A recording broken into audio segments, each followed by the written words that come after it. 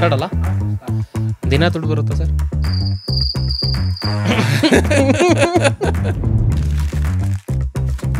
Let's talk about the hot topic, ಅಂದರೆ trading ಬಗ್ಗೆ. So basically SEBI ಅವ್ರು ಹೇಳೋ ಪ್ರಕಾರ only 10% of the people are profitable ಟ್ರೇಡಿಂಗಲ್ಲಿ. ಅದರಲ್ಲಿ 1% ಅಷ್ಟೇ ಜನ 3 years ಓವರಾಲ್ ಆ್ಯಕ್ಟಿವ್ ಟ್ರೇಡಿಂಗಲ್ಲಿ ಪ್ರಾಫಿಟಬಲ್ ಆಗಿರೋದು. ಸೊ ನನ್ನ ಪ್ರಶ್ನೆ ಏನು ಅಂತಂದರೆ, ಇದರಲ್ಲಿ are you really happy with the results that you are getting out of it? Honestly speaking, ನನಗೆ ಇಂಜಿನಿಯರ್ ಆಗಬೇಕು ಅನ್ನೋದನ್ನು ಇರಲಿಲ್ಲ. ಅದೇ ಕೆಲಸನ ರಿಪೀಟೇಟಿವ್ ಆಗಿ ಮಾಡಲಿಕ್ಕೆ ಬೇಜಾರು ಅನ್ಸಲ್ವಾ? ಅಥವಾ ಖುಷಿಯಿಂದ ಯಾಕೆ ಆ ಒಂದು ವಿಷಯವನ್ನ ಅದೇ ರೀತಿ ಮಾಡ್ಕೊಂಡು ಹಾಕಾಗ್ತಾ ಇದೆ? What is the secret? Education ಮುಗಿಸಿರ್ತಾರೆ, ಸಂಬಳ ಬರೋಕ್ಕೆ ಶುರು ಆಗುತ್ತೆ, ಏನು ಮಾಡಬೇಕು ಅದನ್ನು? ಆಸ್ ಅಪ್ ಟುಡೇ, ಲೈಕ್ ನಿಮ್ಮ ಪರ್ಸ್ಪೆಕ್ಟಿವಲ್ಲಿ ನಿಮ್ಮ ಮಕ್ಕಳಿಗೆ ನೀವು ಯಾವ ಥರ ಫೈನಾನ್ಸನ್ನು ಹೇಳ್ಕೊಡ್ತಿದ್ದೀರಾ? ಬಂದಿರೋ ಎಲ್ಲ ಸೇವಿಂಗ್ಸನ್ನು ತೊಗೊಂಡೋಗಿ ನಾವು ಇಕ್ವಿಟೀಸ್ ಅಲ್ಲೋ ಸ್ಟಾಕ್ಸ್ ಅಲ್ಲೋ ಇನ್ವೆಸ್ಟ್ ಮಾಡ್ತೀವಿ ಅನ್ನೋದು ಇಟ್ಸ್ ಕ್ಲಿಯರ್ಲಿ ರಾಂಗ್ ಐಡಿಯಾ. ನನ್ನ usual expectation somewhere between per year ಬಂದರೆ ಪರ್ ಇಯರ್ ಓಕೆ, 100 ರೂಪಾಯಿ ನನ್ನ ಒರಿಜಿನಲ್ ಬಂಡವಾಳ, ಅದು 80 ರೂಪಾಯಿಗೋ 70 ರೂಪಾಯಿಗೋ ಬಂದಾಗ ನಾನು ನಿಲ್ಲಿಸ್ಬಿಡ್ಬೇಕು. ನೀವು ಹೇಳೋ ಪ್ರಕಾರ ಈಗ ಇಟ್ ಲುಕ್ ಸೊ ಈಸಿ, ಏನಿಲ್ಲ, ಆರಾಮಾಗಿ ಬೆಳಿಗ್ಗೆ ಆನ್ ಆಗುತ್ತೆ, ಸಂಜೆಗೆ ಆಫ್ ಆಗುತ್ತೆ, ಆಮೇಲೆ ದುಡ್ಡು ಬಂದಿರುತ್ತೆ ಅನ್ನೋ ಥರ ಇದೆ. ಸೊ ಇದು ದಟ್ ಈಸಿ ಅಂತ first of all algo trading. ದಿನಾನು ಹಾಕಿರೋ ದುಡ್ಡು ಹೋಗದೇ ಇದ್ದಂಗೆ ನೋಡ್ಕೊಂಡ್ರೆ ಸಾಕಾಗಿರುತ್ತೆ ಅಷ್ಟೇ. ನಾವೀಗ ಒಂದು ಕೆಲ್ಸಕ್ಕೆ ಸೇರಬೇಕು ಅಂದರೆ 10 ವರ್ಷ ತನಕ ಸ್ಕೂಲಿಂಗ್ ಮಾಡಿ 2 ವರ್ಷ 11th 12th ಆಗಲಿ PUC ಆಗಲಿ ಮುಗಿಸಿ ಆಮೇಲೆ ಒಂದು ಗ್ರ್ಯಾಜುಯೇಷನ್ 3 ವರ್ಷನೋ 4 ವರ್ಷನೋ 5 ವರ್ಷನೋ ಮಾಡಿ ಇಷ್ಟೆಲ್ಲ ಮಾಡಿ ಕೆಲಸಕ್ಕೆ ರೆಡಿ ಆಗ್ತೀವಿ. ಸ್ಟಾಕ್ ಮಾರ್ಕೆಟಲ್ಲಿ ಮಾತ್ರ ಇವತ್ತು ನನ್ನ ಹತ್ರ ಡಿಟಮೆಟ್ ಅಕೌಂಟ್ ಬಂತು ಅಂದರೆ ನಾಳೆ ನನಗೆ ಪ್ರಾಫಿಟ್ ಬಂದ್ಬಿಡ್ಬೇಕು ಅಂತ ನೋಡ್ತೀನಿ. ಈಗ ಏನೋ ಒಂದು, ಈಗ ನಾನು ಸ್ಟಾರ್ಟ್ ಮಾಡ್ತಿದ್ದೀನಿ, I have very small capital, ನನ್ನ ಹತ್ರ ಏನು ದುಡ್ಡಿಲ್ಲಪ್ಪ, ನಾನು ಸ್ಟಾರ್ಟ್ ಮಾಡ್ತೀನಿ ಅಂದರೆ how can I start my journey? You should first earn money for that money to earn money. Well, trading ವಿಚಾರ ಅಂತ ಬಂದರೆ ಯೂಶ್ವಲಿ ಸೋಷಿಯಲ್ ಮೀಡಿಯಾ ಪ್ರೆಸೆನ್ಸ್ ಇವತ್ತಿನ ಮಟ್ಟಿಗೆ ಯಾವ ರೀತಿ ಇದೆ ಅಂತಾರೆ, ಭಾಳ ರೋಸಿ ಪಿಕ್ಚರ್, ನಾನು ಲಕ್ಷ ಮಾಡಿದೆ, ಅದು ಮಾಡಿದೆ, ಇದು ಮಾಡಿದೆ ಅಂತ ಹೇಳ್ಕೊಂಡು ಜನಗಳು ಪ್ರೊಜೆಕ್ಟ್ ಮಾಡ್ತಾ ಇದ್ದಾರೆ ಟ್ರೇಡಿಂಗನ್ನು. ಆ್ಯಂಡ್ ಇನ್ನೊಂದು ಕಡೆಯಿಂದ ಒಂದು 10-15 ಸ್ಕ್ರೀನ್ಸ್ಗಳನ್ನ ಇಟ್ಕೊಳ್ಳೋದು, 20 ಚಾರ್ಟ್ಸ್ಗಳನ್ನ ಮಾನಿಟರ್ ಮಾಡೋದು, ಇವರಷ್ಟೇ ಟ್ರೇಡರ್ಸ್ಗಳು ಅಂತ ಹೇಳ್ಕೊಂಡು ಥಿಂಕ್ ಮಾಡ್ತಾ ಇರ್ತಾರೆ ಸುಮಾರು ಜನಗಳು. But one of the specialities ಇವತ್ತಿನ ಮಟ್ಟಿಗೆ ನಾನು ಮಾತಾಡಕ್ಕೆ ಹೋಗ್ತಾ ಇರ್ತಕ್ಕಂತಹ ವ್ಯಕ್ತಿಯ ಹೆಸರು ವಿನಯ್ ಕುಮಾರ್ ಅಂತ ಹೇಳ್ಕೊಂಡು 2020ರಲ್ಲಿ ಒನ್ ಆಫ್ ದ ಪ್ರೋಗ್ರಾಮ್ಸ್ ನಾನು ಏನು ಕಂಡಕ್ಟ್ ಮಾಡಿದ್ನೋ ಅವತ್ತಿನ ಮಟ್ಟಿಗೆ ಅದರಲ್ಲಿ ಪರಿಚಯ ಆಗಿದ್ರು ನನಗೆ, ಅವರು ಅಟೆಂಡ್ ಆಗಿ ಬಂದಿದ್ದರು. ಬಟ್ ಇವತ್ತಿನ ಕಾಲಕ್ಕೆ ನೋಡ್ತೀವಿ ಅಂತಂದರೆ ಟ್ರೇಡಿಂಗ್ ಅಲ್ಲ, ಅದ್ರ ಜೊತೆಗೆ ಮಿಕ್ಕಿರ್ತಕ್ಕಂಥ ಸುಮಾರು ಆಸ್ಪೆಕ್ಟ್ಸ್ಗಳಲ್ಲಿ ನಾವು ಕೊಲ್ಯಾಬ್ ಆಗಿ ಇವತ್ತಿನ ಮಟ್ಟಿಗೆ ಕೆಲಸ ಮಾಡ್ತಾ ಇದ್ದೀವಿ. ಸ್ಪೆಷಾಲಿಟಿ ಏನಪ್ಪ ಅಂತಂದರೆ ವಿನಯ್ ಕುಮಾರ್ ಅವ್ರದ್ದು ವೆಲ್ ಸೆಟಲ್ಡ್ ವ್ಯಕ್ತಿ. ಅಂದರೆ ಈಗ ಅವರ ಸಾಫ್ಟ್ವೇರ್ ಉದ್ಯೋಗ ಏನಿದೆಯೋ, ಬೇಸಿಕಲಿ ಅವರು ಸಾಫ್ಟ್ವೇರ್ ಇಂಜಿನಿಯರ್, ಅದರಲ್ಲಿ ಒಳ್ಳೆಯ ಸ್ಯಾಲ್ರಿ ಬಂದು ಒಂದು ಬೆಟರ್ ಲೈಫನ್ನು ಲೀಡ್ ಮಾಡ್ತಾ ಇರ್ತಕ್ಕಂಥ ವ್ಯಕ್ತಿ. ಅಲಾಂಗ್ ವಿತ್ ದಿಸ್ ತುಂಬ ಮಲ್ಟಿ ಡೈಮೆನ್ಷನಲ್ಲಿ ಇನ್ವಾಲ್ವ್ ಆಗಿದ್ದಾರೆ. ಅಂದರೆ ಆಲ್ಗರಿದಮಿಕ್ ಟ್ರೇಡಿಂಗ್ ಅಂತ ಹೇಳ್ತೀವಿ. ಅವ್ರು ನೋಡಿಲ್ಲ, ಮಾನಿಟರ್ ಮಾಡೋಕ್ಕಾಗಿಲ್ಲ ಅಂತಂದ್ರೂ ಕೂಡ ಅವರ ಪರವಾಗಿ ಮಷಿನ್ ಟ್ರೇಡ್ ಮಾಡುತ್ತೆ. ಆ ರೀತಿಯಾದಂಥ ಒಂದು ಮೆಕ್ಯಾನಿಸಮ್ನ ರೆಡಿ ಮಾಡ್ಕೊಂಡಿದ್ದಾರೆ. ಇದರ ಜೊತೆಗೇನೆ ಫುಲ್ ಟೈಮ್ ಇನ್ವೆಸ್ಟಿಂಗ್ ಇರ್ಬೋದು, ಅಟ್ ದ ಸೇಮ್ ಟೈಮ್ ಅವರ ದೈನಂದಿನ ರಿಚುವಲ್ಸ್ಗಳಿರ್ಬೋದು, ಒಂದು ಕೋಡಿಂಗ್ ಇರ್ಬೋದು, ಪ್ರತಿಯೊಂದು ವಿಷಯಗಳನ್ನು ನಾವು ನೋಡ್ತೀವಿ ಅಂತಂದ್ರೂ ಕೂಡ ಎಫಿಷಿಯೆಂಟ್ ಆಗಿ, ನಾನು ಕಂಡಿರೋ ಹಾಗೆ ತುಂಬ ಎಫಿಷಿಯೆಂಟ್ ಆಗಿ ಬ್ಯುಸಿ ಇದ್ದಾರೆ. But at the same time happily busy ಇರತಕ್ಕಂತಹ ವ್ಯಕ್ತಿ. ಇವ್ರ ಜೊತೆ ಇವತ್ತು ನನಗೆ ಮಾತಾಡ್ತಕ್ಕಂಥ ಅವಕಾಶ ಸಿಕ್ಕಿದೆ. ಸುಮಾರು ವಿಷಯಗಳನ್ನು ಮಾತಾಡಿದ್ದೀವಿ. ಟ್ರೇಡಿಂಗ್ ಅಷ್ಟೇ ಅಲ್ಲ, ಇನ್ವೆಸ್ಟಿಂಗ್ ಇರ್ಬೋದು, ಹಾಗೆ ಓವರ್ ಆಲ್ ಒಂದು ಮನಿ ವಿಚಾರವಾಗಿ ನಾವು ನೋಡ್ತೀವಿ ಅಂತಂದರೆ ಅವರ ಆಲೋಚನೆಗಳು ಯಾವ ರೀತಿ ಇದೆ, ಯಾವ ರೀತಿಯಾಗಿ ಅವರ ಮನಿಯನ್ನು ಮ್ಯಾನೇಜ್ ಮಾಡ್ತಾ ಇದ್ದಾರೆ, ಟ್ರೇಡಿಂಗಲ್ಲಿ ಇರ್ತಕ್ಕಂತಹ ರಿಯಾಲಿಟೀಸ್ಗಳೇನು, ಅಟ್ ದ ಸೇಮ್ ಟೈಮ್ ಏನೇನೆಲ್ಲ ವಿಷಯವಾಗಿ ಅವರು ಟೇಕ್ ಕೇರ್ ಮಾಡ್ತಿದ್ದಾರೆ ಟ್ರೇಡಿಂಗ್ ರಿಲೇಟೆಡ್, ಎಲ್ಲ ರಿಯಾಲಿಟಿ ಪರ್ಸ್ಪೆಕ್ಟಿವ್ ಅಲ್ಲಿ ಮಾತಾಡಿರ್ತಕ್ಕಂತಹ ಸುಮಾರು ವಿಚಾರಗಳು ಈ ಒಂದು ಪರ್ಟಿಕ್ಯುಲರ್ ಎಪಿಸೋಡಲ್ಲಿ ಬಂದಿದೆ. ಬಟ್ ಮೈ ಓನ್ಲಿ ರಿಕ್ವೆಸ್ಟ್ ಏನಪ್ಪಾ ಅಂತಂದ್ರೆ, ಎಲ್ಲ ವಿಷಯಗಳು ನಿಮ್ಗೆ ಅರ್ಥ ಆಗಬೇಕು ಅಂತಂದ್ರೆ ಈ ವಿಡಿಯೋನ ಕೊನೆವರೆಗೂ ನೋಡಿ. ನಾನು ಟೈಮ್ ಸ್ಟ್ಯಾಂಪ್ಸ್ಗಳನ್ನ ಡಿಸ್ಕ್ರಿಪ್ಷನ್ಲಿ ಕೊಟ್ಟಿರ್ತೀನಿ. ಸಪೋಸ್ ನಿಮ್ಗೆ ಟೈಮ್ ಇಲ್ಲ, ಮಿಡ್ಲಲ್ಲಿ ಏನಾದ್ರು ಕಟ್ ಆಯಿತು ಅಂತಂದ್ರೆ ಆ ಟೈಮ್ ಸ್ಟ್ಯಾಂಪ್ಸ್ಗಳನ್ನ ಉಪಯೋಗಿಸ್ಕೊಂಡು ನೀವು ವಿಡಿಯೋನ ಫುಲ್ ಆಗಿ ನೋಡ್ಬೋದು. Presenting money Manthana episode 3 with Vinay Kumar, full time trader, software engineer, ಜೊತೆಗೆ ಫುಲ್ ಟೈಮ್ ಇನ್ವೆಸ್ಟರ್. ಇವರು ಏನೆಲ್ಲ ವಿಷಯಗಳಿರುತ್ತೆ ಅಂತ ಅರ್ಥ ಮಾಡ್ಕೊಳ್ಳೋಣ. Let's get into the discussion.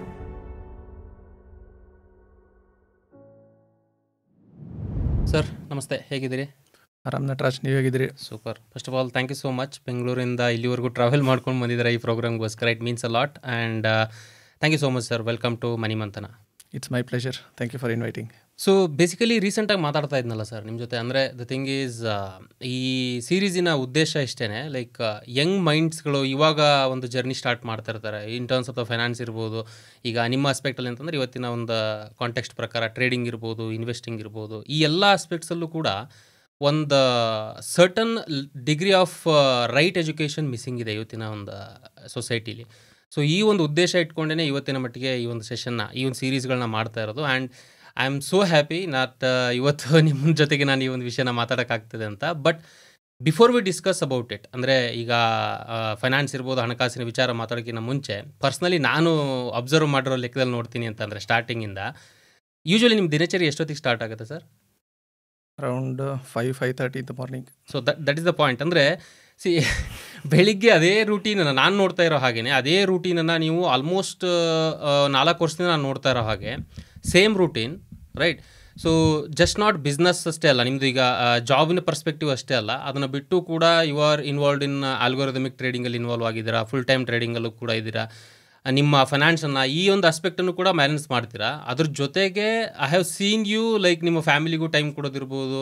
So all in all ಹೇಳಬೇಕು ಅಂದರೆ you are happily busy with what you are doing, right? So that is very special aspect ಅಲ್ವಾ? So I really want to understand personal ನನ್ನ ಒಂದು ಪರ್ಸ್ಪೆಕ್ಟಿವಲ್ಲಿ I want to understand what is the secret sir. ಇಷ್ಟು ಅದೇ ಕೆಲಸನ repetitive ಆಗಿ ಮಾಡಲಿಕ್ಕೆ ಬೇಜಾರು ಅನ್ಸಲ್ವಾ, ಅಥವಾ ಖುಷಿಯಿಂದ ಯಾಕೆ ಆ ಒಂದು ವಿಷಯವನ್ನು ಅದೇ ರೀತಿ ಮಾಡ್ಕೊಂಡಾಗ್ತಾ ಇದೆ? What is the secret? One thing is, in general ನಾನು ಯಾವ ವರ್ಕಲ್ಲಿ ಇನ್ವಾಲ್ವ್ ಆಗ್ತಿದ್ದೀನಿ, I enjoy doing that.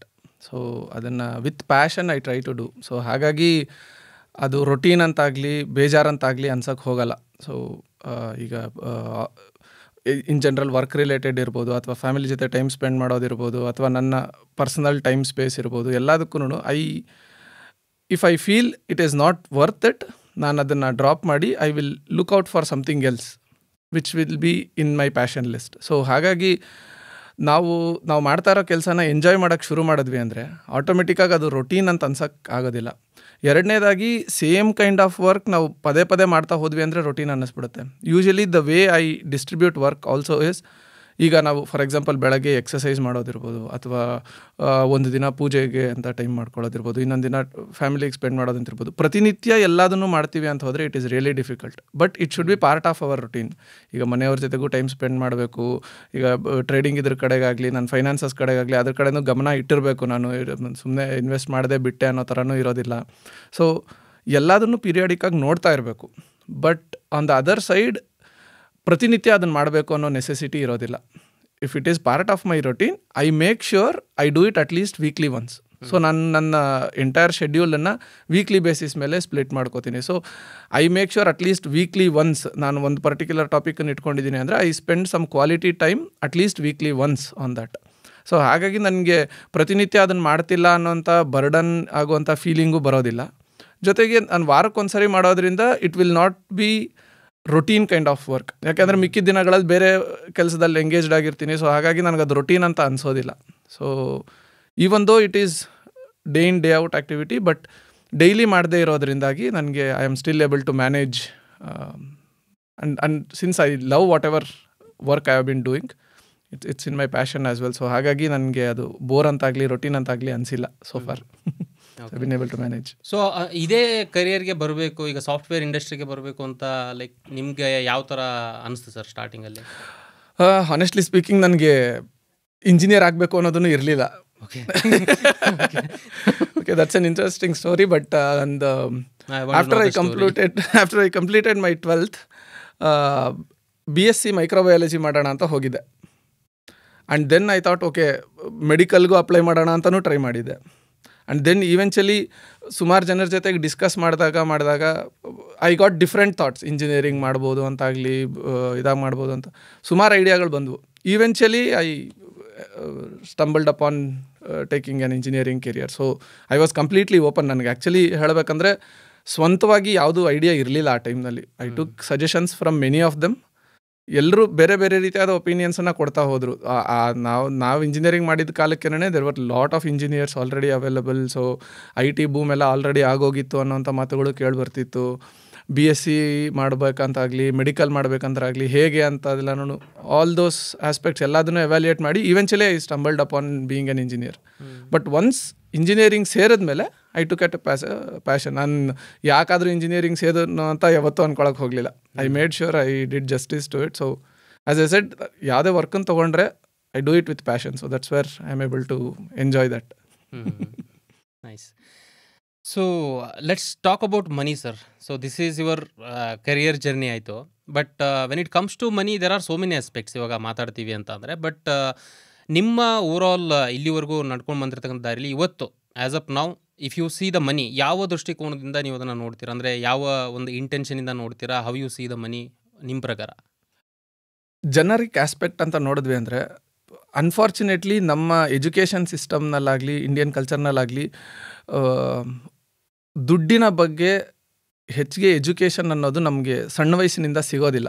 Unless ಮನೇಲಿ ಯಾರಾದ್ರೂ ಈ ರೀತಿ ಇರು, ಅದು ಮಾಡು ಇದು ಮಾಡು ಅಂತ ಹೇಳಿದ್ರಾಗಲಿ ಒಂದು ಸಿಸ್ಟಮ್ಯಾಟಿಕ್ ಎಜುಕೇಷನ್ ಅನ್ನೋದಿಲ್ಲ. ಅಂದರೆ money related, investment related or how to manage your finances ಅನ್ನೋದ್ರ ಬಗ್ಗೆ as a subject in our schools or in our colleges, unfortunately it is not there at the moment. So education ಮುಗಿಸಿರ್ತಾರೆ, ಸಂಬಳ ಬರೋಕ್ಕೆ ಶುರು ಆಗುತ್ತೆ, ಏನು ಮಾಡಬೇಕು ಅದನ್ನು? Okay, now that you have done the hard work, ಒಂದು ಕಡೆ ಕೆಲಸಕ್ಕೆ ಸೇರಿದ್ದೀರಿ, ಸಂಬಳ ಬರೋಕ್ಕೆ ಶುರು ಆಗಿದೆ ಆಗಲಿ, ಅಥವಾ ಒಂದು ಬಿಸ್ನೆಸ್ ಶುರು ಮಾಡಿದ್ರೆ ಅಂತಾಗಲಿ, ಇವೆಂಚುಲಿ ನಿಮ್ಗೊಂದು ಇನ್ಕಮ್ ಅಂತ ಬರೋಕ್ಕೆ ಶುರು ಮಾಡಿದಾಗ how to manage that is somewhere. ಈಗ ಸೋಷಿಯಲ್ ಮೀಡಿಯಾ ಎಲ್ಲನೂ ಇಂಪ್ರೂವ್ ಆದಮೇಲೆ there as lot of content available in the social media about these things. But ಒಂದು ಸಿಸ್ಟಮ್ಯಾಟಿಕ್ ಎಜುಕೇಷನ್ ಒಂದು ಸಣ್ಣ ವಯಸ್ಸಿನಿಂದಾನೇ ನಮಗೊಂದೊಂದು ಮೈಂಡ್ ಸೆಟ್ ಆಗಿ ಬಂದಿರೋದಿಲ್ಲ naturally for Indians in general. So ಹಾಗಾಗಿ ನನ್ನ personally what I feel is, ನಮಗೆ ಇನ್ ಕೇಸ್ ಎಜುಕೇಷನ್ ಆಗಿ ಸಿಗಲಿಲ್ಲ ಅಂದ್ರೂ ಮನೆಗಳಲ್ಲಿ we need to make sure the younger generation V need to start training them about the importance. ಈಗ ಸಣ್ಣ ವಯಸ್ಸಿನಲ್ಲಿ ನಮಗೆ ಒಂದು ಪಿಗ್ಗಿ ಬ್ಯಾಂಕ್ ಥರ ಕೊಟ್ಬಿಟ್ಟು ಸೇವ್ ಮಾಡು ಅನ್ನೋದನ್ನು ಹೇಳ್ಕೊಟ್ಟಿರ್ತಿದ್ರು. That is only about saving. So we cannot go into full fledge saving mode ಅಲ್ವಾ. Eventually how to manage your expenses, how to manage risk ಆಗಲಿ, ಎಮರ್ಜೆನ್ಸಿ ಫಂಡ್ ಇಟ್ಕೊಳ್ಳೋದಾಗಲಿ, ಇದ್ರ ಬಗ್ಗೆ ಎಲ್ಲನೂ ಯಾವ ರೀತಿಯಾಗಿ ನಮ್ಮ ಓವರ್ ಆಲ್ ಫೈನಾನ್ಸಸ್ನ ಮ್ಯಾನೇಜ್ ಮಾಡಬೇಕು ಅನ್ನೋ ಆಸ್ಪೆಕ್ಟನ್ನು ತಿಳ್ಕೊಳ್ಳೋಕ್ಕೆ ನಮ್ಮ ಕೆರಿಯರ್ ಶುರು ಆದಮೇಲೆ ಒಂದು ಸ್ವಲ್ಪ ಟೈಮ್ ಬೇಕಾಗುತ್ತೆ ಅದನ್ನು ತಿಳ್ಕೊಳ್ಳಿಕ್ಕೆ eventually. So I also had a similar experience. ನನಗೆ ಇನಿಷಿಯಲಿ ಸ್ಯಾಲ್ರಿ ಅನ್ನೋದು ಬರೋಕ್ಕೆ ಶುರು ಆದಾಗ okay, there were some earlier commitments which took around 3-4 years to complete. So ಅದೆಲ್ಲ ಆದಮೇಲೆ once I started some savings ಅಂತ, ಯಾವ ರೀತಿಯಾಗಿ ಅಪ್ರೋಚ್ ಮಾಡಬೇಕು ಇದನ್ನು, ಎಲ್ಲದನ್ನು ತೊಗೊಂಡೋಗಿ FD RDನಲ್ಲಿ ಇಡುವಂತಾಗಲಿ, ಅಥವಾ ಇನ್ಯಾವುದೋ ಗೋಲ್ಡ್ ಪರ್ಚೇಸ್ ಮಾಡುವಂತಾಗಲಿ, ಅಥವಾ ಇನ್ಯಾವುದೋ ಪಾಲಿಸೀಸ್ ತೊಗೋ ಅನ್ನೋ ಥರ ಆಗಲಿ, ಆ ರೀತಿಯಾಗಿ ಆಗಬಾರ್ದು. There should be a systematic approach towards it. ಈಗಿನ ಕಾಲಕ್ಕೆ ನೋಡಿದ್ವಿ ಅಂದರೆ ಈಕ್ವಿಟಿ ಮಾರ್ಕೆಟ್ಸ್ ಬಗ್ಗೆ ಆಗಲಿ, ಮ್ಯೂಚುವಲ್ ಫಂಡ್ಸ್ ಬಗ್ಗೆ ಆಗಲಿ ತುಂಬಾ ಎಜುಕೇಷನ್ ಇಂಪ್ರೂವ್ ಆಗಿದೆ. ಬಟ್ ನಾವು ಕೆರಿಯರ್ ಶುರು ಮಾಡಿದ ಕಾಲದಲ್ಲಿ ಯೂಶುವಲ್ ಮೈಂಡ್ಸೆಟ್ ಯಾವ ರೀತಿ ಇರ್ತಿತ್ತು ಅಂದರೆ, majority of the mindset okay, stock market ಅಂದರೆ ತುಂಬ ಡೇಂಜರು, ಮ್ಯೂಚುವಲ್ ಫಂಡ್ಸ್ ಅಂದರೆ ರಿಸ್ಕು, ಹಾಕಿರೋ ದುಡ್ಡು ಬರೋದಿಲ್ಲ, ಈ ರೀತಿಯಾದ ಮೈಂಡ್ಸೆಟ್ ಇರ್ತಾ ಇದ್ದಂಥ ದಿನಗಳವು. ಸೊ ಅಂಥ ಟೈಮ್ನಲ್ಲಿ ಏನದು ಅಂತ ಕಲೀದಿರ ಸುಮ್ಮನೆ ಡೈರೆಕ್ಟಾಗಿ ಹೋಗಿ ಇನ್ವೆಸ್ಟ್ ಮಾಡೋದಾಗಿರ್ತಿತ್ತು. ಅಂಥದ್ದನ್ನು ಮಾಡದೆ I started taking up a systematic approach. First of all ನಾವು ಯಾವುದ್ರಲ್ಲಿ ಇನ್ವೆಸ್ಟ್ ಮಾಡ್ತಿದ್ದೀವಿ ಅದರಿಂದ ನಮಗೆ ರಿಟರ್ನ್ಸ್ ಬರುತ್ತೆ ಅಂದರೆ ಅವ್ರು ಯಾವ ರೀತಿಯಾಗಿ ನಮಗೆ ರಿಟರ್ನ್ಸ್ ಕೊಡೋಕ್ಕಾಗುತ್ತೆ, ಅದನ್ನು basically how genuine it is or how risky it is, ಇಂಥ ವಿಷಯಗಳ ಬಗ್ಗೆ ಎಲ್ಲನೂ ನೋಡ್ತಾ ಹೋದಾಗ I stumbled upon mutual funds and stock markets and things like that. One of my senior, ನನ್ನ ಕಂಪ್ನಿನಲ್ಲಿದ್ದಂಥ ಸೀನಿಯರ್ ಇನಿಷಿಯಲಿ ನನಗೆ ಅದ್ರ ಬಗ್ಗೆ ಹೆಲ್ಪ್ ಮಾಡಿದ್ರು. Like say fundamental analysis of companies ಯಾವ ರೀತಿ ಮಾಡ್ಬೋದು, ಅದ್ರ ಬಗ್ಗೆ ಎಲ್ಲನೂ ಒಂದು ಸ್ವಲ್ಪ ಹೇಳ್ತಾ ಹೋದರು. ಯಾವ ರೀತಿ ಡೈವರ್ಸಿಫಿಕೇಷನ್ ಮಾಡ್ತಾ ಹೋಗ್ಬೋದು ಇಂಥದ್ರ ಬಗ್ಗೆ ಎಲ್ಲನೂ. Initially I pick some topics from him. Later on ನಂದೇ ಒಂದು ಸ್ವಲ್ಪ ಎಕ್ಸ್ಪ್ಲೋರ್ ಮಾಡ್ತಾ ಹೋದಂಗೂ I improved upon the overall managing part. So ಆ ರೀತಿಯಾಗಿ it's a journey, it's not something immediate ಆಗೋದು ಅಂತಂತಲ್ಲ ಸರ್. ಈ ಆಸ್ಪೆಕ್ಟಲ್ಲೇ ಈಗ ನೀವು ಹೇಳ್ತಾ ಇದ್ದೀರಿ, ಲೈಕ್ ಈಗ ಹೌದು, ಅವಾಗ ಚಿಕ್ಕವರಿದ್ದಾಗ ನಮಗೆ ಎಜುಕೇಷನ್ ಕೊಡಲಿಕ್ಕೆ ಅಥವಾ ಎಜುಕೇಷನ್ ಪರ್ಸ್ಪೆಕ್ಟಿವಲ್ಲಿ ಅಷ್ಟೊಂದು ಸೋರ್ಸಸ್ಗಳು ಸಿಗ್ತಿರಲಿಲ್ಲ. ಆ್ಯಸ್ ಅಪ್ ಟುಡೇ, ಲೈಕ್ ನಿಮ್ಮ ಪರ್ಸ್ಪೆಕ್ಟಿವಲ್ಲಿ ನಿಮ್ಮ ಮಕ್ಕಳಿಗೆ ನೀವು ಯಾವ ಥರ ಫೈನಾನ್ಸನ್ನು ಹೇಳ್ಕೊಡ್ತಿದ್ದೀರಾ? Savings, it could be savings or it could be investment, whatever it is. So finance ಆಸ್ಪೆಕ್ಟ್ಸನ್ನು ಯಾವ ಥರ ಅವ್ರಿಗೆ ಅರ್ಥ ಆಗೋ ಥರ ನೀವು ತಿಳಿಸ್ಕೊಡ್ತಿದ್ದೀರಾ ಅಂತ? ಸದ್ಯದ ಪರಿಸ್ಥಿತಿಯಲ್ಲಿ ಅವ್ರಿಗೆ ಫುಲ್ ಫ್ಲೆಡ್ಜ್ಡ್ ಆಗಿ ಹೇಳ್ಕೊಡೋ ಅಷ್ಟು ದೊಡ್ಡವರಾಗಿಲ್ಲ. ಬಟ್ ದ ಥಿಂಗ್ ಈಸ್, ನನ್ನ ಇವಾಗಿನಿಂದ ಅವ್ರಿಗೆ ಸೇವಿಂಗ್ಸ್ ಮೋಡ್ ಅಂದರೆ ಏನು, ಯಾವ ರೀತಿಯಾಗಿ ನೆಸೆಸಿಟೀಸ್ಗೆ ಖರ್ಚು ಮಾಡೋದಾಗಲಿ, ಲಕ್ಸುರಿಗೆ ಖರ್ಚು ಮಾಡೋದಾಗಲಿ, ಯಾವುದನ್ನು ಅವರು ಲಕ್ಸುರಿಗೆ ಅಂತ ಖರ್ಚು ಮಾಡ್ತಿದ್ದಾರೆ, ಯಾವುದನ್ನು ಬೇಸಿಕ್ ನೆಸೆಸಿಟಿ ಅಂತ ಖರ್ಚು ಮಾಡ್ತಿದ್ದಾರೆ, ಅಂಥ ವಿಷಯಗಳನ್ನು ಹೇಳ್ಕೊಡ್ತಿರೋದ್ರಿಂದ at least they are able to understand. Okay, ನಾನು ಇಂಥ ವಿಷಯಗಳಿಗೆ ಖರ್ಚು ಮಾಡಬಾರ್ದು. ನನ್ನ ಮಗ ಇನ್ನೂ ತುಂಬ ಸಣ್ಣವನಿದ್ದಾನೆ, ಅವ್ನಿಗಿನ್ನೂ ಅಷ್ಟು ಅರ್ಥ ಆಗಲ್ಲ. At least my daughter now is able to appreciate. Okay, ಇದು ಬೇಡ, ಇದು it is not an immediate requirement. Okay, ಇದು ಬೇಕಾದಾಗ ನೋಡೋಣ. ಸೊ ತೀರಾ ಲಕ್ಸುರಿ ಆಗಲಿ, ಕಂಫರ್ಟ್ ಲೆವೆಲ್ ಅಂತ ಇರೋದನ್ನ if we can defer it, later on ನೋಡೋಣ, ನೆಸೆಸಿಟಿ ಏನಿದೆ ಅದನ್ನು ನೋಡೋಣ ಅನ್ನೋಂಥ ಮೈಂಡ್ ಸೆಟ್ಗಳು ಬರ್ತಿದೆ. So that is the first step towards it. Of course ನಮ್ಮ ಕಂಫರ್ಟ್ಸ್ ಲಕ್ಸುರೀಸ್ನು ನೋಡ್ತಾ ಹೋಗಬೇಕು, ಇಲ್ಲ ಅಂತಲ್ಲ, but that is not of priority compare to immediate ಈಗ ಆ ಏಜಿನ ಮಕ್ಕಳಿಗೆ ತೊಗೊಂಡ್ವಿ ಅಂದರೆ ಈಗ ಅವ್ರಿಗೆ ಒಂದು ಸ್ಟೇಷನರಿ, ಒಂದು ಪೆನ್ಸಿಲೋ ಪೆನ್ನೋ ಇಂಪಾರ್ಟೆಂಟ್ ಆದಷ್ಟು ಒಂದು ಚಾಕ್ಲೇಟ್ ಆಗಿಲ್ದಿರೇ ಇರಬಹುದು. That is the kind of knowledge that they should start getting. So ಆ ರೀತಿಯಾಗಿ ಸ್ಟೆಪ್ ಬೈ ಸ್ಟೆಪ್ ಅಪ್ರೋಚನ್ನು ಕಲಿಸ್ತಾ ಇರೋದಾಗಿದೆ. ಆ್ಯಂಡ್ ಅವ್ರದ್ದೇ ಆಗಿರೋವಂಥ ಒಂದು ಬ್ಯಾಂಕ್ ಅಕೌಂಟನ್ನು ಓಪನ್ ಮಾಡಿ ಅವ್ರಿಗೆ ಬರೋವಂಥ ಯಾವುದೇ ಅಮೌಂಟ್ ಇರ್ಬೋದು, ಯಾವುದೋ ಒಂದು ಗಿಫ್ಟಾಗಿ ಬಂದಿದ್ದಿರ್ಬೋದು, ಏನೇ ಆಗಿರ್ಬೋದು, ಅವ್ರ ಅಕೌಂಟಿನಲ್ಲಿ ಹಾಕಿ ಅದನ್ನು ಇನ್ಫಾರ್ಮ್ ಮಾಡಿ, ಓಕೆ ನೋಡು ಇದರಲ್ಲಿ ಇಂತಿಂಥದ್ದು, they may not be able to understand the value of it. ಈಗ ಒಂದು 1,000 ರೂಪಾಯಿ ಆಗಿತ್ತು ಅಂದರೆ ಓಕೆ ನೋಡು ಈ 1,000 ರೂಪಾಯಿನಲ್ಲಿ ಇಷ್ಟೆಲ್ಲ ತೊಗೋಬೋದು ಐಟಮ್ಸ್ ಅಂತ ಹೇಳಿದ್ರೆ they will be able to gauge what is the value of it ಅಂತ. ಒಂದಷ್ಟು ಪೆನ್ಸಿಲ್ ತೊಗೋಬೋದಂತಾಗಲಿ, ಒಂದಷ್ಟು ಚಾಕ್ಲೇಟ್ ತೊಗೋಬೋದಂತಾಗಲಿ, ಆ ರೀತಿ ಹೇಳ್ತಾ ಹೋದ್ವಿ ಅಂದರೆ ಅವ್ರಿಗೆ ಈಗ ನಾನು 1,000 ರೂಪೀಸ್ ಅಂತ ಹೇಳಿದ್ರೆ they may not be able to gauge 1,000 rupees ಅಂದರೆ ಎಷ್ಟು, what is the value of it ಅಂತ. But when we correlate it to something which they can understand ಅಲ್ವಾ, ಈಗ ಪುಸ್ತಕಗಳು ತೊಗೊಳ್ಳೋದು ಆ ರೀತಿಯಾಗಿ, that is the first step towards making them understand the value of money ಅಂತ. ಸೊ ಹಾಗಾಗಿ ಅವ್ರದ್ದೊಂದು ಅಕೌಂಟನ್ನ ಕ್ರಿಯೇಟ್ ಮಾಡಿಸಿ ಅದರಲ್ಲಿ ಅಕೌಂಟ್ ಕ್ರಿಯೇಟ್ ಮಾಡಿ ಅದರಲ್ಲಿ ಅಮೌಂಟ್ ಹಾಕ್ತಾ ಹೋಗಿ, ಓಕೆ ನಿನ್ನ ಹತ್ರ ಇಷ್ಟಿದೆ, this is what you can do with it ಅನ್ನೋ ಥರ ಹೇಳಿ, ಜೊತೆಗೆ ಅವ್ರಿಗೆ ಕೊಡೋವಂಥ ಇದೇ ಆಗಲಿ, I am taking care of it as a goal based. ಈಗ ಲೆಟ್ಸ್ ಎ ಮಾರ್ಕ್ಸ್ ಸ್ಕೋರ್ ಮಾಡೋದಾಗಲಿ or any prize if they get, ಆ ರೀತಿಯಾದ ಟಾರ್ಗೆಟ್ಸನ್ನು ಇಟ್ಟು, ಓಕೆ ಅವ್ರಿಗೊಂದು ಸೈಕಲ್ ಬೇಕಂತಾಗಲಿ ಅಥವಾ ಒಂದು ಡ್ರಾಯಿಂಗ್ ಬುಕ್ ಬೇಕಂತಾಗಲಿ, you have to do certain thing to get that. So ಆ ರೀತಿಯಾಗಿ ಮಾಡಿದ್ವಿ ಅಂದರೆ they will get a goal based approach ಅಂದ್ಬಿಟ್ಟು ಅಂತ. ಇವೆಂಚುಲಿ ನಾವು ಸಾಧಾರಣವಾಗಿ ಏನು ಮಾಡ್ತೀವಿ, ಸೇವಿಂಗ್ಸ್ ಮಾಡ್ತಾ ಹೋದ್ವಿ ಅಂದರೆ ಸುಮ್ಮನೆ ಸೇವ್ ಮಾಡ್ತಾ ಹೋಗುವಂಥ ಮೈಂಡ್ ಸೆಟ್ಗಳು ಸಾಧಾರಣ ಇರುತ್ತೆ. ಏನಕ್ಕಾಗಿ ಸೇವ್ ಮಾಡ್ತಾ ಇದ್ದೀವಿ ಅದನ್ನು ನೋಡಬೇಕು. ಇನ್ ಜನರಲ್ ನಮ್ಮ ಫ್ಯೂಚರ್ಗೆ ಅಂತ ಕಾಮನ್ ಸ್ಟೇಟ್ಮೆಂಟ್ ಹೇಳ್ಬಿಡ್ಬೋದು, ಬಟ್ ವಾಟ್ ಈಸ್ ದಟ್? ನಿಮ್ಮ ರಿಟೈರ್ಮೆಂಟಿಗೆ ಪ್ಲ್ಯಾನ್ ಮಾಡ್ತಿದ್ದೀರಾ, ಅಥವಾ ಮಕ್ಕಳ ಎಜುಕೇಷನ್ಗೆ ಪ್ಲ್ಯಾನ್ ಮಾಡ್ತಿದ್ದೀರಾ, ಅಥವಾ ಎಮರ್ಜೆನ್ಸಿ ಫಂಡ್ ಅಂತ ಮಾಡಿಡ್ತಾ ಇದ್ದೀರಾ, or is it a wealth growth that you want to do? ಯಾವುದಕ್ಕಾಗಿ ಮಾಡ್ತಾ ಇದ್ದೀವಿ ಅನ್ನೋದ್ರ ಬಗ್ಗೆ ನಮಗೆ ಕ್ಲಾರಿಟಿ ಇರಬೇಕು. ಸೊ ಅದನ್ನು ನೋಡಿಕೊಂಡು ಅದಕ್ಕೆ ತಕ್ಕನಾದಂಥ ರೀತಿಯಲ್ಲಿ ನಮ್ಮ ಇನ್ಕಮ್ನಲ್ಲಿ ಏನು ಸೇವ್ ಮಾಡೋಕ್ಕಾಗ್ತಿದೆ ಅದನ್ನು ಡಿವೈಡ್ ಮಾಡಿಕೊಂಡು ಆ ರೀತಿಯಾಗಿ ಪ್ಲ್ಯಾನ್ ಮಾಡಬೇಕು.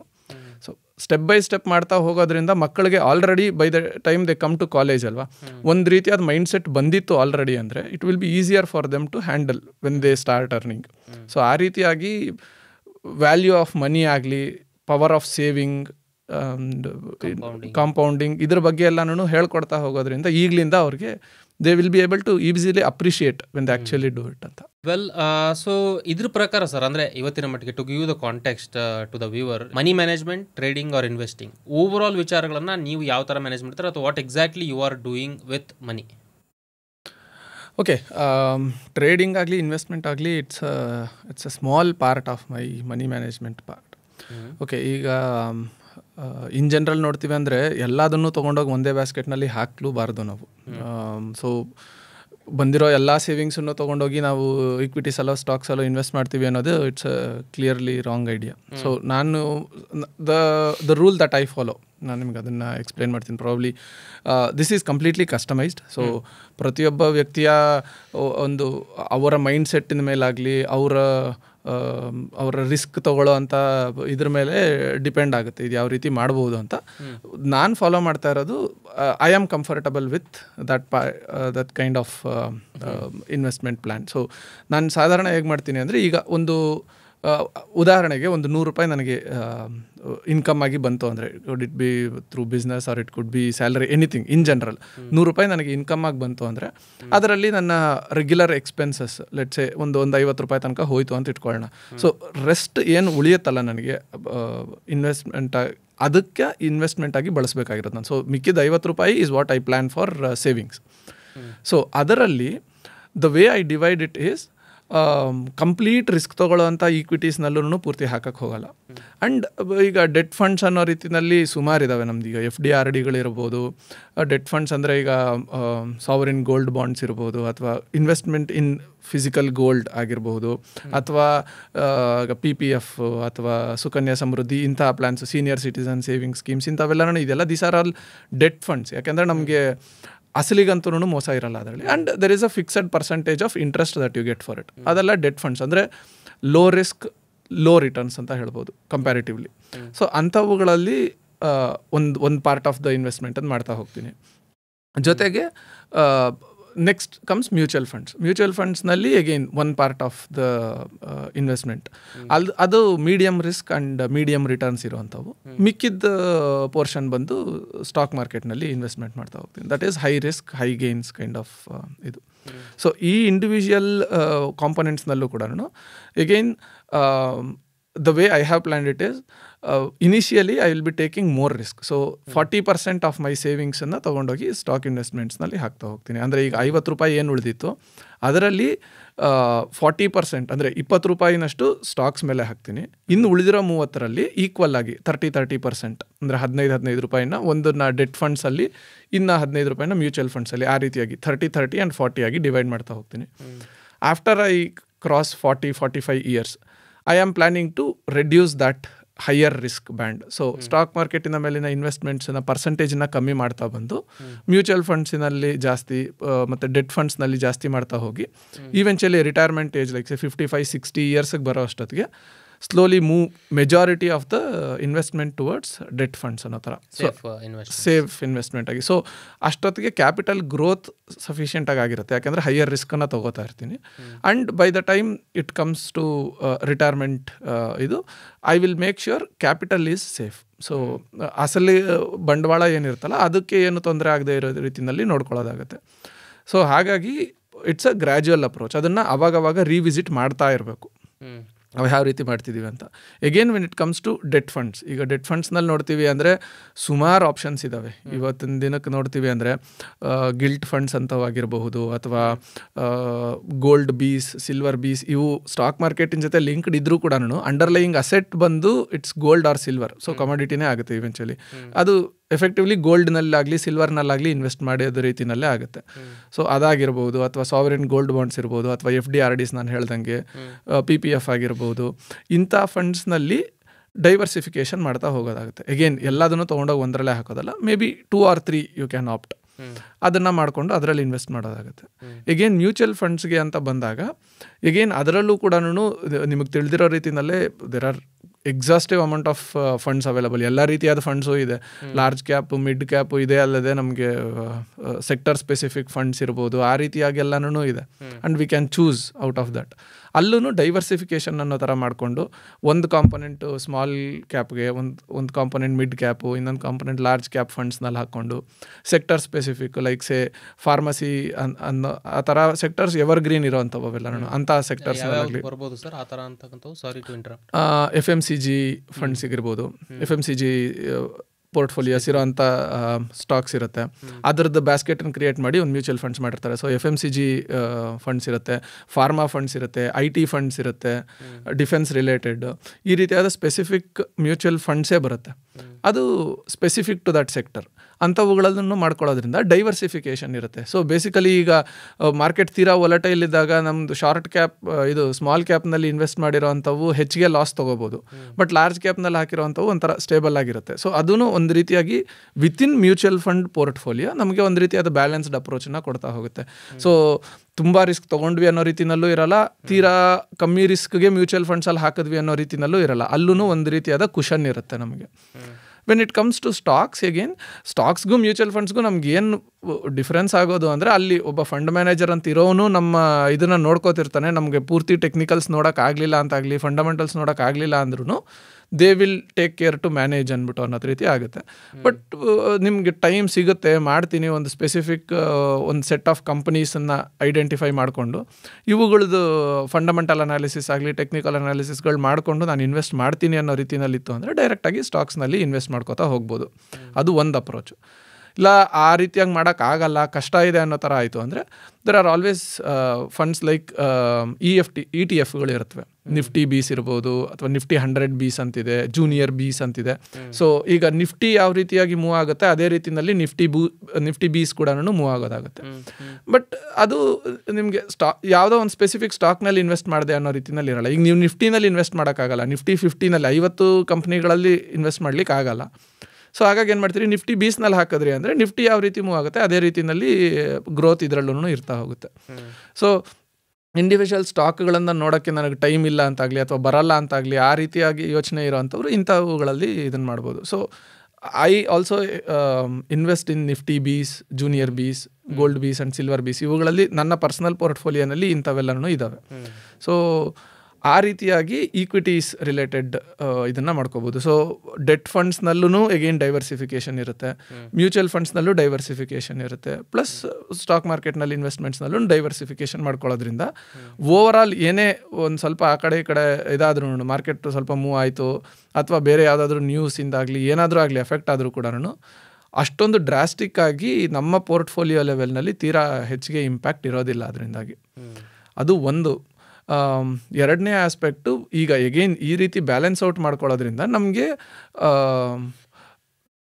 ಕಂಟ್ರೋಲ್ ಇರುತ್ತೆ, ಐ ಮೀನ್ ಎಮೋಷನಲ್ ಕಂಟ್ರೋಲ್ ಇರುತ್ತೆ. ಈಗ ಸಡನ್ನಾಗಿ ಸ್ಟಾಕ್ ಮಾರ್ಕೆಟ್ ಬಿತ್ತು ಅಂದಾಗ ನಮ್ಮ ಪೋರ್ಟ್ಫೋಲಿಯೋ ತೀರಾ ಇದು ಬಂತು ಅಂದರೆ mentally we will feel bad about it. Okay, ಅದು ಹಾಕಿದ್ದಿದ್ದು ದುಡ್ಡು ಹೋಯಿತು ಅಥವಾ ಕಮ್ಮಿ ಆಯಿತು, ತುಂಬ ಲಾಸ್ ಆಯಿತು, ಆ ರೀತಿಯಾದ ಇದು ಬರೋದಿಲ್ಲ. ಲಾಸ್ ಕಮ್ಮಿ ಆಗ್ತಾ ಹೋದಂಗೂ basically draw down kind of ಇದು. ಆ ರೀತಿ ಆದಾಗ ನಮಗೆ psychologically also will be able to manage that. So ಆ ರೀತಿಯಾಗಿ ಬ್ಯಾಲೆನ್ಸ್ ಮಾಡೋದಾಗ್ತಿದೆ. ಎರಡನೇದಾಗಿ ಈಗ ಸ್ಪೆಸಿಫಿಕ್ ಫಂಡ್ಸ್ನಲ್ಲಿ ಇನ್ವೆಸ್ಟ್ ಮಾಡೋದಾಗಲಿ ಅದು ಗೋಲ್ ಬೇಸ್ಡ್ ಅಪ್ರೋಚ್ ಅನ್ನೋದು ರೀತಿನಲ್ಲಿ ಇಟ್ಕೊಂಡಿದ್ದೀನಿ ನಾನು. ಯಾವುದೇ ಇನ್ವೆಸ್ಟ್ಮೆಂಟ್ ಆದ್ರೂ ಸುಮ್ಮನೆ ಬಂದಿದ್ದನ್ನು ಮಾಡ್ತಾ ಹೋಗೋದಂತಲ್ಲ. ಈಗ ನಾನು 50 ರೂಪಾಯಿ ಸೇವ್ ಮಾಡ್ತಿದ್ದೀನಿ ಅಂದರೆ, ಅದೇ ಎಕ್ಸಾಂಪಲ್ ತೊಗೊಂಡ್ವಿ, 50 ರೂಪಾಯಿನ ಯಾವುದಕ್ಕೆ ಅಂತ ಸೇವ್ ಮಾಡ್ತಾ ಇದ್ದೀನಿ. ಆ 50 ರೂಪಾಯಿನೂ ಪೂರ್ತಿ ಯಾವುದೋ ಒಂದು ಪರ್ಟಿಕ್ಯುಲರ್ ಇದಕ್ಕೆ ಇಟ್ಟಿರೋದಿಲ್ಲ, ಬೇರೆ ಬೇರೆ ಆಸ್ಪೆಕ್ಟ್ಸಿಗೆ ಮಾಡೋದಾಗುತ್ತೆ. ಸೊ ಪ್ರತಿಯೊಂದಕ್ಕೂ ಗೋಲ್ ಬೇಸ್ಡ್ ಅಪ್ರೋಚ್ ಇಟ್ಕೊಂಡು ಆ ಗೋಲನ್ನು ಆ ಪರ್ಟಿಕ್ಯುಲರ್ ಟೈಮ್ ಲೈನ್ ಒಳಗಾಗಿ ಮೀಟ್ ಆಗೋಕ್ಕೆ ನನಗೆ ಎಷ್ಟು ಫಂಡ್ಸ್ ಬೇಕಾಗುತ್ತೆ, ಅದರ ಬೇಸಿಸಿನ ಮೇಲೆ ಒಂದೊಂದು ಪರ್ಟಿಕ್ಯುಲರ್ ಇನ್ವೆಸ್ಟ್ಮೆಂಟ್ಸ್ನ ಮಾಡೋದಾಗುತ್ತೆ. So I will have clarity on how much I am saving till when to achieve what. So ಆ ರೀತಿಯಾದ ಕ್ಲಾರಿಟಿ ಇರೋದ್ರಿಂದಾಗಿ will be able to better manage ಅಂತೇಳಿ. ಸೂಪರ್. ಸೊ ಈ ಒಂದು ವಿಚಾರವಾಗೇನೆ ಸರ್ ಮಾತಾಡಬೇಕು ಅಂದರೆ, ಅಮೌಂಟ್ ಸೇವ್ ಮಾಡಬೇಕು ಅಂತ ಅಂದರೆ ಫಸ್ಟ್ ಅಮೌಂಟ್ ಬರಬೇಕು. ಸೊ ಬರ್ತಾ ಇದೆ, ಬಂದಿರೋದ್ರಲ್ಲಿ ಈಗ 100 ರೂಪಾಯಿ ಬಂತು, ಕಮಿಟ್ಮೆಂಟ್ 80 ರೂಪಾಯಿ 90 ರೂಪಾಯಿ ಇಟ್ಕೊಂಡ್ರೆ ಉಳಿಸೋಕ್ಕಾಗಲ್ಲ.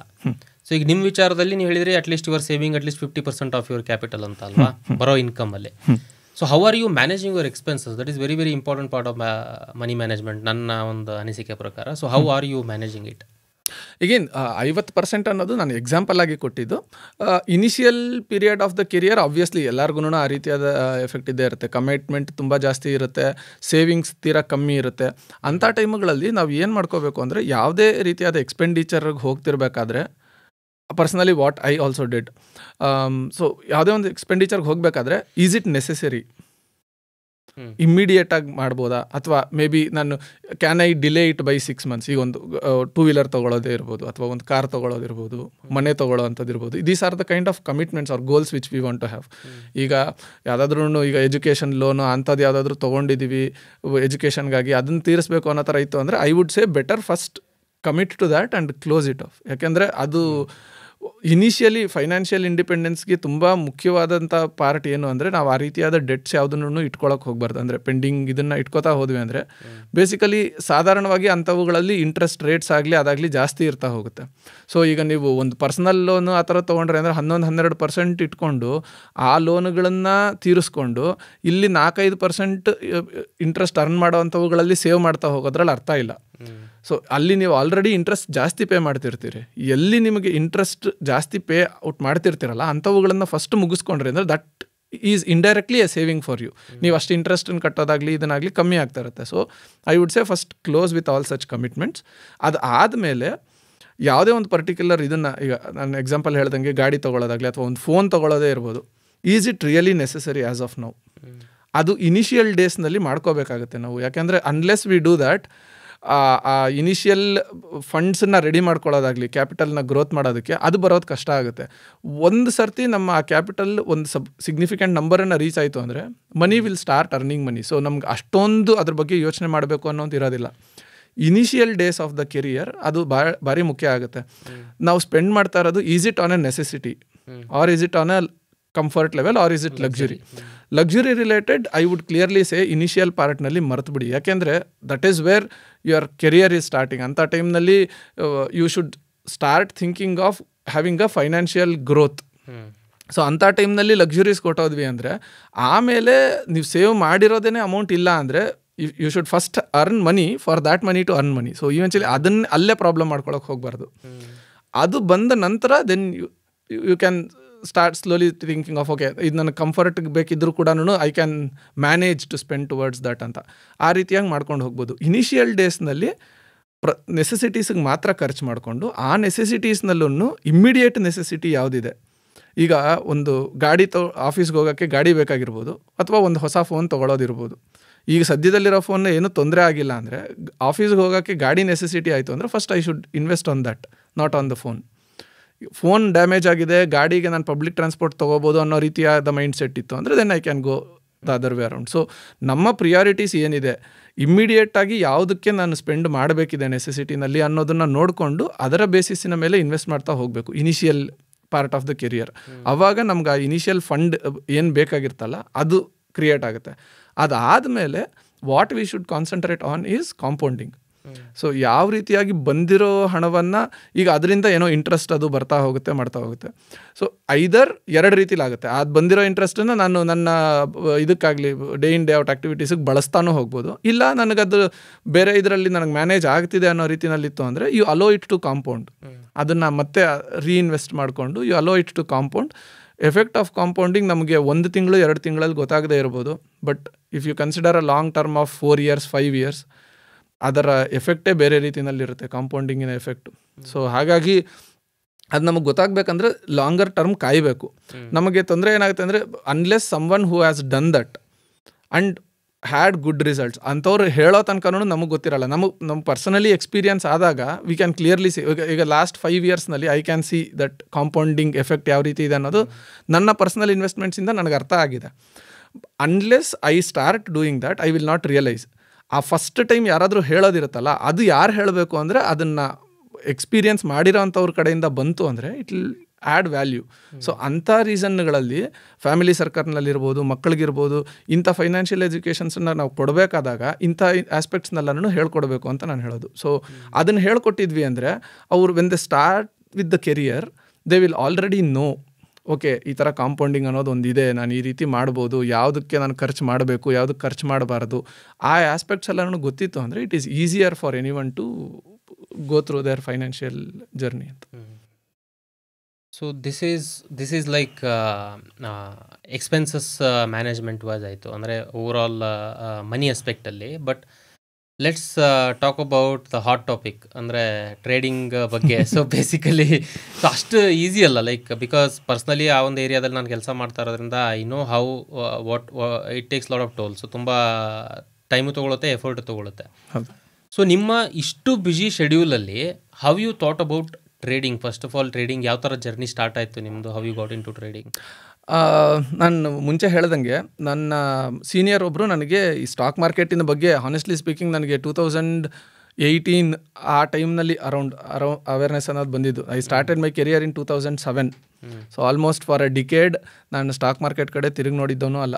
ಆಸ್ ಎ ಸೆಡ್ ಇನಿಷಿಯಲ್ ಕಮಿಟ್ಮೆಂಟ್ಗಳಿರ್ಬೋದು ಅದು ಇದು ಅಂತ ನೋಡಿಕೊಂಡು ಸ್ಟಾರ್ಟಿಂಗ್ ಸ್ಲೋ ಡೆಟ್ ಫಂಡ್ಸ್ ಅಂತ ಇಂಥದ್ರಲ್ಲಿ ಪ್ಲ್ಯಾನ್ ಮಾಡ್ತಾ ಇದ್ದಿದ್ದು. ಬಟ್ ಈ ರೀತಿಯಾದ ಒಂದು ಸಿಸ್ಟಮ್ಯಾಟಿಕ್ ಅಪ್ರೋಚ್ ಅಂತ ನಾನು ತೊಗೊಳಕ್ಕೆ ಶುರು ಮಾಡಿ ಒಂದು ಅರೌಂಡ್ 7-8 ವರ್ಷ ಅಂತ ಇಟ್ಕೋಬೋದು.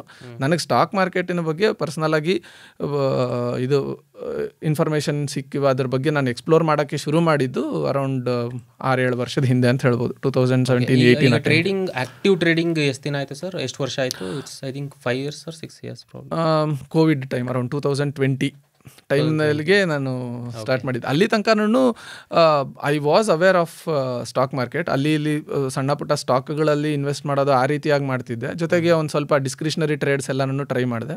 ಬಟ್ ಒಂದು ಸಿಸ್ಟಮ್ಯಾಟಿಕ್ ಅಪ್ರೋಚ್ ಅಂತ ತೊಗೊಳೋದಾಗಿಲಿ ಅಥವಾ ಆಲ್ಗೋ ಟ್ರೇಡಿಂಗ್ ಬಗ್ಗೆ ಆಗಲಿ ಇಂಥದ್ರ ಬಗ್ಗೆ ನನಗೆ ಇಂಟ್ರೆಸ್ಟ್ ಬಂದಿದ್ದು, ಅದ್ರ ಬಗ್ಗೆ ಹೆಚ್ಚಿಗೆ ಇನ್ಫಾರ್ಮೇಷನ್ ಸಿಕ್ಕಿದ್ದು, ಎಕ್ಸ್ಪ್ಲೋರ್ ಮಾಡೋಕ್ಕೆ ಶುರು ಮಾಡಿದ್ದು 2020 ಅರೌಂಡ್. ಓಕೆ. ಸೊ ಆ ಟೈಮಿನಲ್ಲಿ ನನಗೆ ಮೇಯ್ನ್ ಆಸ್ಪೆಕ್ಟ್ ನನಗೆ ಆಗಿದ್ದು ಅಂದರೆ F&O ಬಗ್ಗೆ ಆಗಲಿ ಅಥವಾ ಟ್ರೇಡಿಂಗ್ ಬಗ್ಗೆ ಆಗಲಿ ನನಗೆ ಗೊತ್ತಾಯಿತು ಈ ರೀತಿ ಮಾಡಬಹುದು.